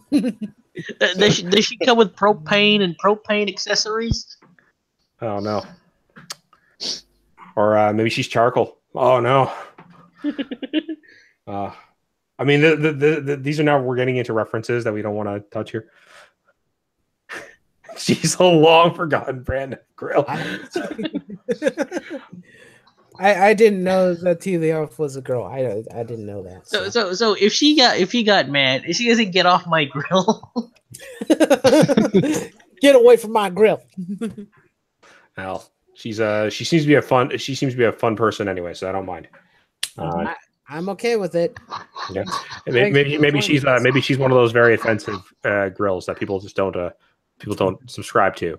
It could be one of those grills where if you want to light a fire, it has to let you punch. You have to let it punch you in the dick first, then you can start a fire. You mean like one of those old ones? You have to use like the the flint, right? And you have to work for it. Oh. You have to earn this grill. Oh, man. I'm terrible. I know. Okay, I should see myself out. I'm sorry. Get out. Come on. Bad puns is my domain, man. Bad puns and bad jokes, everybody. That's why everyone subscribes to this channel in the first place. Bad jokes. Video coming soon. With a lot of bad jokes and probably. So when are we having the dad joke stream? But I'm not a dad. I'm not a dad. Where's Frugal when you need him? God damn it! Where's Frugal and Uncle Ethan? God damn it, we need them. I'm still not a dad, so I can't qualify for dad jokes. Well, if this was a dad joke stream, Frugal would just be making the jokes, and then Ethan would just be trying to sell us all the Rose Tico toys he bought. Oh, poor! I feel sorry for Ethan. I don't. I haven't. The sad thing is I haven't watched a video of his in weeks. I got tired. I got tired. I can't. I know he's doing a running gag. I think he's trying to make jokes. He's committed. I'll give him that. He's committed to it. Yeah. Yes. Bravo for his commitment, but at the same time, I was like, no, I can't. Commitment is real. That's as far as I'll say. It is not, dude. It's not healthy. Let it go. Yes, it's not healthy to be this obsessed. I mean, I would say the Let It Go meme right now, but I'm not going to. Excuse me, but how else is Star Wars gonna promote Rose? Ethan's the only supporter at this point. It's a fair point. Okay, so Tea Leaf has indicated that she wants the pun theme stream, and she wants to be invited to that if we're doing it. Okay. We can work on that is a fair argument. If you want to be involved in a stream of mine, and if you want it to be a pun stream or a fun stream with puns, you talk to me on either Discord or Twitter. Yeah, we will. He's actually he's fairly active on both. He's a little quiet when he's busy. That's all. So if you message him, he'll just get back to you when he is able to do so. Yes, and I was usually pretty good about that. I do get back to people eventually. Yes. If I'm not too busy. If he's not too, well, he has spouts where he gets a little busy, that's all. So or just plain flat out lazy. Sometimes I'm a procrastinator. Yeah. Yeah. I'm only able to chime in on Fire Emblem or Danganronpa. Oh well, I mean, you're in proper company. Nightwolf is amazing on both of those. Not Danganronpa. I don't know anything about that, but Fire Emblem, yes. Fire Emblem is his one of his main games, actually. So last game of Fire Emblem I played was New Mystery of Emblem. Also, just a tea leaf. If you want some fun, try to find one of the old Fire Emblem stream that he did. It was pretty good, and you had Nerd Wonder on there. She was doing some redoing of some art of some bad Fire Emblem fan art that they found online. Yep. Oh, you can't call it fan art because the one who's doing it is not a fan. Yep, that's true. It's an insult to the fans. But yeah, and Rabbit was there too. So if you like listening to Rabbit talk about Fire Emblem and whatnot, he was there too, and Switch. I was there for a little bit. Yeah. Yeah, Switch was there for a while. Always there, Switch. And also, sadly and unfortunately, Trip was there too, and he derailed the entire conversation. Something that seems to happen normally. Yeah, on your streams. Every freaking time I invite him, and then I feel bad. Yeah. He's a man who wants to talk, and it's like, dude, just make your own freaking stream, then invite friends, or you talk about whatever the hell you want. Stop bugging me to be on mine. You derail them every time. Do you think he just takes content from those streams, just make for his own videos later? Yeah. You think that he would do something with all of the things that he wants to talk about? It's like, just do your own thing, man. If you have something you want to talk about it. I love you. Man, unless he has this thing that I have, as soon as you want to start a video or a stream, he's suddenly lost for words and such. You have a lot of ideas coming in. Recording? Oh crap! What was I supposed to say again? Yes. Just a tea leaf. As for the Rabbits D&D campaign thing, It really depends on my hours of work. If it allows me to do it, I'll gladly join it. But if my work hours don't allow it, I can't. So it's not something that I'm saying no to at this time. I'm just seeing like how the time zones will work for everybody first. Yeah. Mm-hmm. Yep. Well, we'll have to see how that works out. I don't know very much about it. I haven't talked to Rabbit about it yet, so I don't know if I'm joining it or not. I might be. I don't know. It was an open invite to everybody in the Discord, so yeah, you're allowed to join if you want to. Yeah, I don't know what the theme was or anything, so yeah, works out. Which is the reason why I am blessed with the fact that I am unemployed.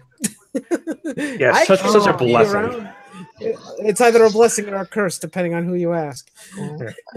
Well, depends. Do you like working long hours? It also depends. Do you like having cash? Yep. Because that's the hurdle I contend with. This is the reason why I can't buy things like comic books or model kits and have to pay Adobe Premiere for shit. And pardon me. There. No. There. No. I will not behave myself. I will not be quiet. I will not be silenced. No. I refuse. He's making a campaign that theme. Oh yeah, that's right. It's after Fate Stay Night. Fate Stay Night. Oh dear. People wanting King Arthur as their waifu now. Oh no. No. Okay. Why? No. King Arthur is the waifu of the guy who created the show.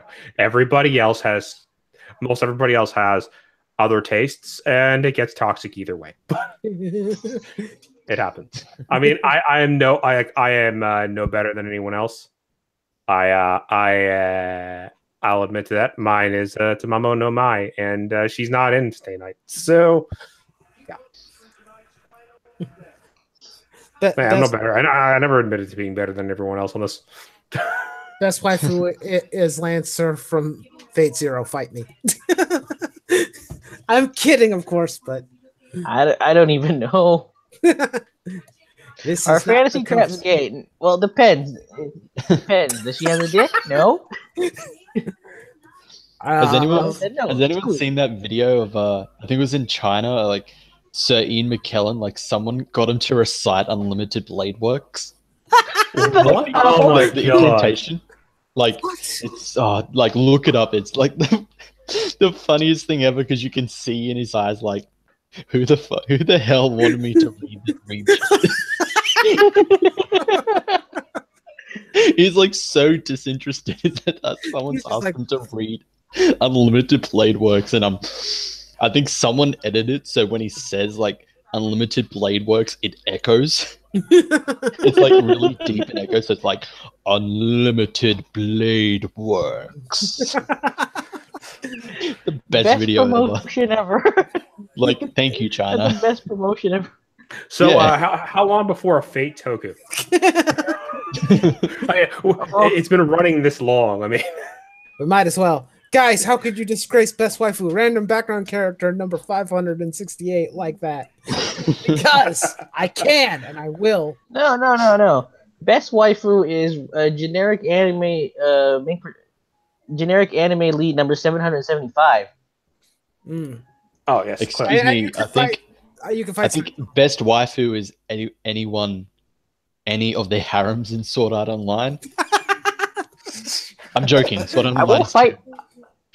I will fight you. I was gonna say I'm gonna fight you on that because Sword Art Online is terrible, but it's okay. Wait, okay, so are we talking like generic best girls, or are we just talking best girl of a specific series? Because I'm like, we're talking like generic best girls. I'm gonna have to I'm gonna have to decide here in like this regards, and because like for anime, I really do like Rias from High School DxD. So yeah. Why are we doing this? I don't know. Because we've gone to wife the territory, and like everything goes against its wife. Let's keep it on the topic of the stream. Best Power Ranger and best Sentai waifus. There you go. I don't swing that way. Power Ranger Kimberly. I mean, there are female Power Rangers. No. Like I don't have a preference of either. I see. Well, then you're in the wrong stream, damn it. No, I prefer the mechs. I prefer the mechs. Damn it. Okay. No, so what? you have a mech foo? Well, not mech for like best design mech, I suppose. So mech basically, husband. the sexiest mech design you can think of. not. I just like it because it looks cool. That's all. I'm sorry. Yeah. Now I'm sorry. Now I'm thinking of something that's actually Oh, she's relatively. dabbing now. God. Oh no! Dab. I was actually thinking of something rather hilarious. I was remembering back to when I was playing Valkyria Chronicles, and I had that one guy who liked the girls, and also apparently had sexual interest in my tank. I mean, I have to ask Just a Leaf. Does she have a waifu or a husbando for her Sentai? Probably not, considering that she doesn't know what the hell we're talking about most of the time. I'm sure. I feel I just buried. I feel I just buried myself into a hole for it for some reason. We've got to dig when ourselves waifus and back. husbandos are brought in, like it just it gets to an entirely new level. So. I normally do it sarcastically and in a sense of joking, but yeah. Henry. Good choice. Go with the guy who thinks he might explode in fleshly parts. Go with that. He's a fun guy. He's great at parties. He's a mushroom. Because he's a fun guy. Actually, the funny thing is that Henry was probably one of my favorite characters in Fire Emblem Awakening. I liked Henry. He was fun. He was just the most weird. It's like, you take the trope of like a dark mage. It's like, I'm dark and I'm brooding and I'm edgy and I was written by a 13-year-old with no life. And then it's like, well, let's just flip it on his head. He's the happiest, most go-lucky dark mage ever. He just loves everything. He's like, oh, hexes? I love hexes. It's the best thing ever. Please, hex me. Oh, they should have more like that, like dark magic users who we're just happy and not gloom and doom. I'm serious. He was one of my favorite characters in that game, and every time he was on screen, I'm like, you are one of the best characters in this game, bar none, because you've broken the trope so beautifully. And I just love like when he would say when like he'd level up, it's like, oh, what's this strange feeling? Am I gonna explode? I'm like, you're amazing, man. Just keep being you. Don't ever change. So should we wrap it up there? I think we've been. I think so. I think like all. We've lost. we've lost the plot of the stream already. Yeah. Toku is like no longer the subject. No, now it's me talking about Fire Emblem and Henry. So I mean, if you like something, you like to talk about things, Yeah. Yep. Nightwolf can start that whenever he wants the Fire Emblem streams. Maybe we'll do another Fire Emblem stream in the future. Japanese Henry is actually more serious than the localized version. Oh no, not Henry. Not to ruin your topic stream, asshole. Oh no, it's okay. We thank you very much just for joining us at least. So yeah. Considering you're the only one currently focused in on chat, we appreciate the interaction. Yes, definitely. But yeah, thank you to everyone that joined. Definitely. Yes. Oh, it turns out it's just only two guys. What? There's only two guys in chat. You and Tea Leaf. I'm talking about the watchers. We got 6 watching. Come on. Make that 5. Make that 5. I'm watching the stream right now. And most of us are probably watching the stream, so it's probably like, I don't know, 2. Like 2. there was more earlier. It kind of died. I think we had like a total of about 8 people here, or probably 4. I mean, it was one of those things. It wasn't something that we pre-announced. If we pre-announced it, we might have had more. So yeah, maybe this is just our testing ground. Yes. So we'll see whenever we do this. Yeah. And we'll probably have other people on. Yeah, we're gonna try and mix it up. Yep. Mix it up. Yeah, my slot's not gonna be permanent though. No, my slot's probably not. No one's slot in this is permanent. The point of this is that Like, except for maybe Nightwolf because it's on his show. if it ends up to be a consistent thing that it ends up on my channel, then I will probably have to be here every time. Yeah, You'll just be on whoever can host. Yeah. But we'll keep the episode numbers. Yeah, we confuse everyone. If you want to watch episodes 1, 5, 10, and 104, go to Nightwolf's channel. If you want to. Well, it would be an interesting way to like promote other channels and whatnot. That could potentially. Yeah. I've seen people do that for other projects and whatnot. It's like, oh, my episode is here, but if you want to go see the next one, it's over on my friend's channel. Who knows? We might do that too. And episode 3 it will be on his other friend's channel and his other friend's channel. It all loops back to himself. So long as we remember to promote it, we'll be okay. So I'm going to let everybody promote, which is a wonderful segue. I'm going to let everybody promote themselves, and then we will close out. So who wants to be on the chopping block first? Rock, paper, scissors for it? We don't have any webcams, so sure. we wouldn't be able to tell. I totally picked whatever beats all of yours. Fine, I'll go first. Well, you are the first. Thank you for everyone past and present that was on the stream. I'm Chris, your professional sarcastic man in secret of attention. Apparently to Nerdwater, I'm the Comicsgate Ninja Kangaroo. I mainly just do reviews. You need to trademark that immediately. Yeah. Yeah. Put it on a shirt and trademark it immediately. Yeah. But I mainly just do comic reviews. I'm doing a bit more manga and tokusatsu reviews as well, or rants whenever I feel like it. So yeah, I think Nightwolf, Nightwolf's got the link to my channel. So if you're interested, please do check out. It is in the description if you feel inclined. Who's next? Switch is next. All right. Well, I'm Switchpoint. I do your resident letting you know of what comics are coming out each week because I go through Previews World on a weekly basis. Also, I am the guy who you probably would check out with if you wanted to get on one of the Discords. That is one of the bigger hubs that people talk to in regard to like the comics community. And you can reach me on Twitter or even on YouTube. And you know what? I like to remind people, hey man, buy a good book, enjoy your comics, enjoy your manga, enjoy your anime, whatever it is. Have a good time, man. Tea Leaf. Hi, I'm Tea Leaf, and I make shit memes. Don't subscribe; you'll regret it. Thanks. Way to shamelessly plug yourself in my chat. Hey. Let her plug herself, okay? Next time we'll make it more official when you actually are able to join one. Still promoting.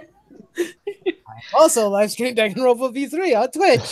There you go. Watch that. Let's just plug her into a socket.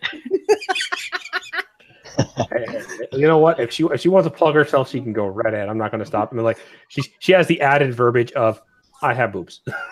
Yeah, that seems to use some free subscribers according to the rules of the internet. So I mean, that's pretty much the rules of Twitch. Yeah. Yep. Like. All right. She has boobs. You must obey. Yes. Smaxo, it's your turn. Promote yourself. Well, okay. If you want to, it's up to you. I'm Smaxo. I don't do a regular content thing, but I'm here. I'm there. I'm everywhere. I'm right behind you. Oh shit! No, you can't take that. Chris is the ninja. Yeah, I'm the one supposed to surprise everyone.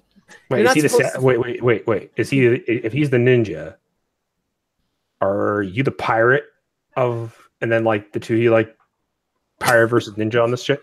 Oh no, we're both pretty good buddies. So he's the ninja. I'm the shadow behind the ninja. Okay. I'm here. I'm there. Like if I'd show up, make a bad joke, and leave. Yep. So if you want to subscribe, on the occasion I produce any content, go ahead. Unfortunately, I couldn't find his channel, so therefore it's not linked below.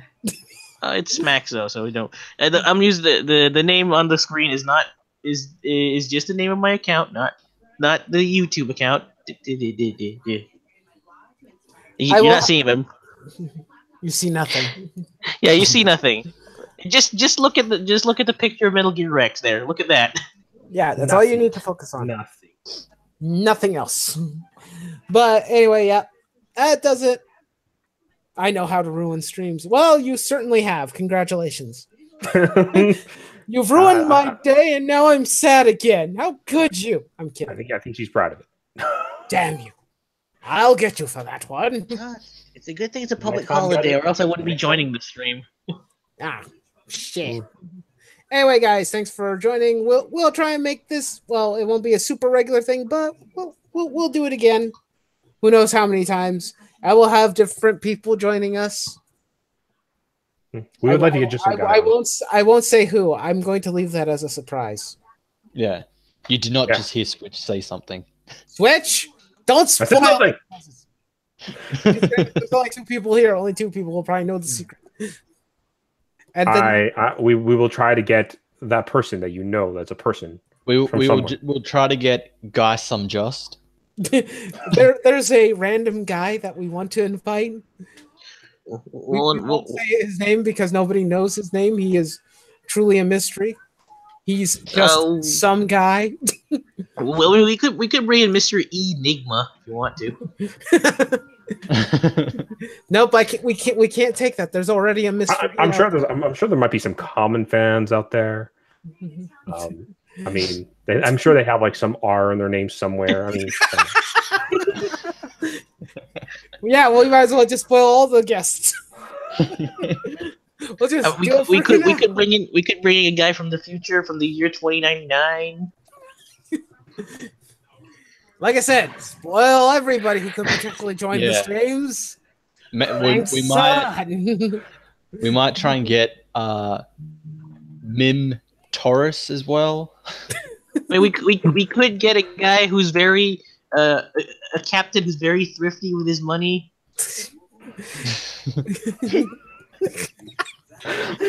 We could get evolved into like stupidity. And I'm pretty sure with some of these people, we're actually misdirecting you. None of these people will be here. we could also invite a very wonderful nerd. You know the funny thing about Nerd Wonder is if you invite her to a stream, like 8 times out of 10, she'll most likely join it. Yes. And then spend not even a lot of time getting like cut off or losing connection. Yep. Yeah. Yes, and who knows? There may be a old man who might review comics. I don't know. Like that could be a thing. I doubt it because he probably has no idea what we're talking about. We could also introduce. We could bring in the Shogun of Great Gun if he wants to. Yeah. Anyway, guys, we'll end it here. We've already spoiled some of the surprises, probably, but hopefully no one will remember them in the future, and no one will come back to watch this video. But anyway, thanks for coming by. See ya. Well, goodbye. Good night. Good afternoon.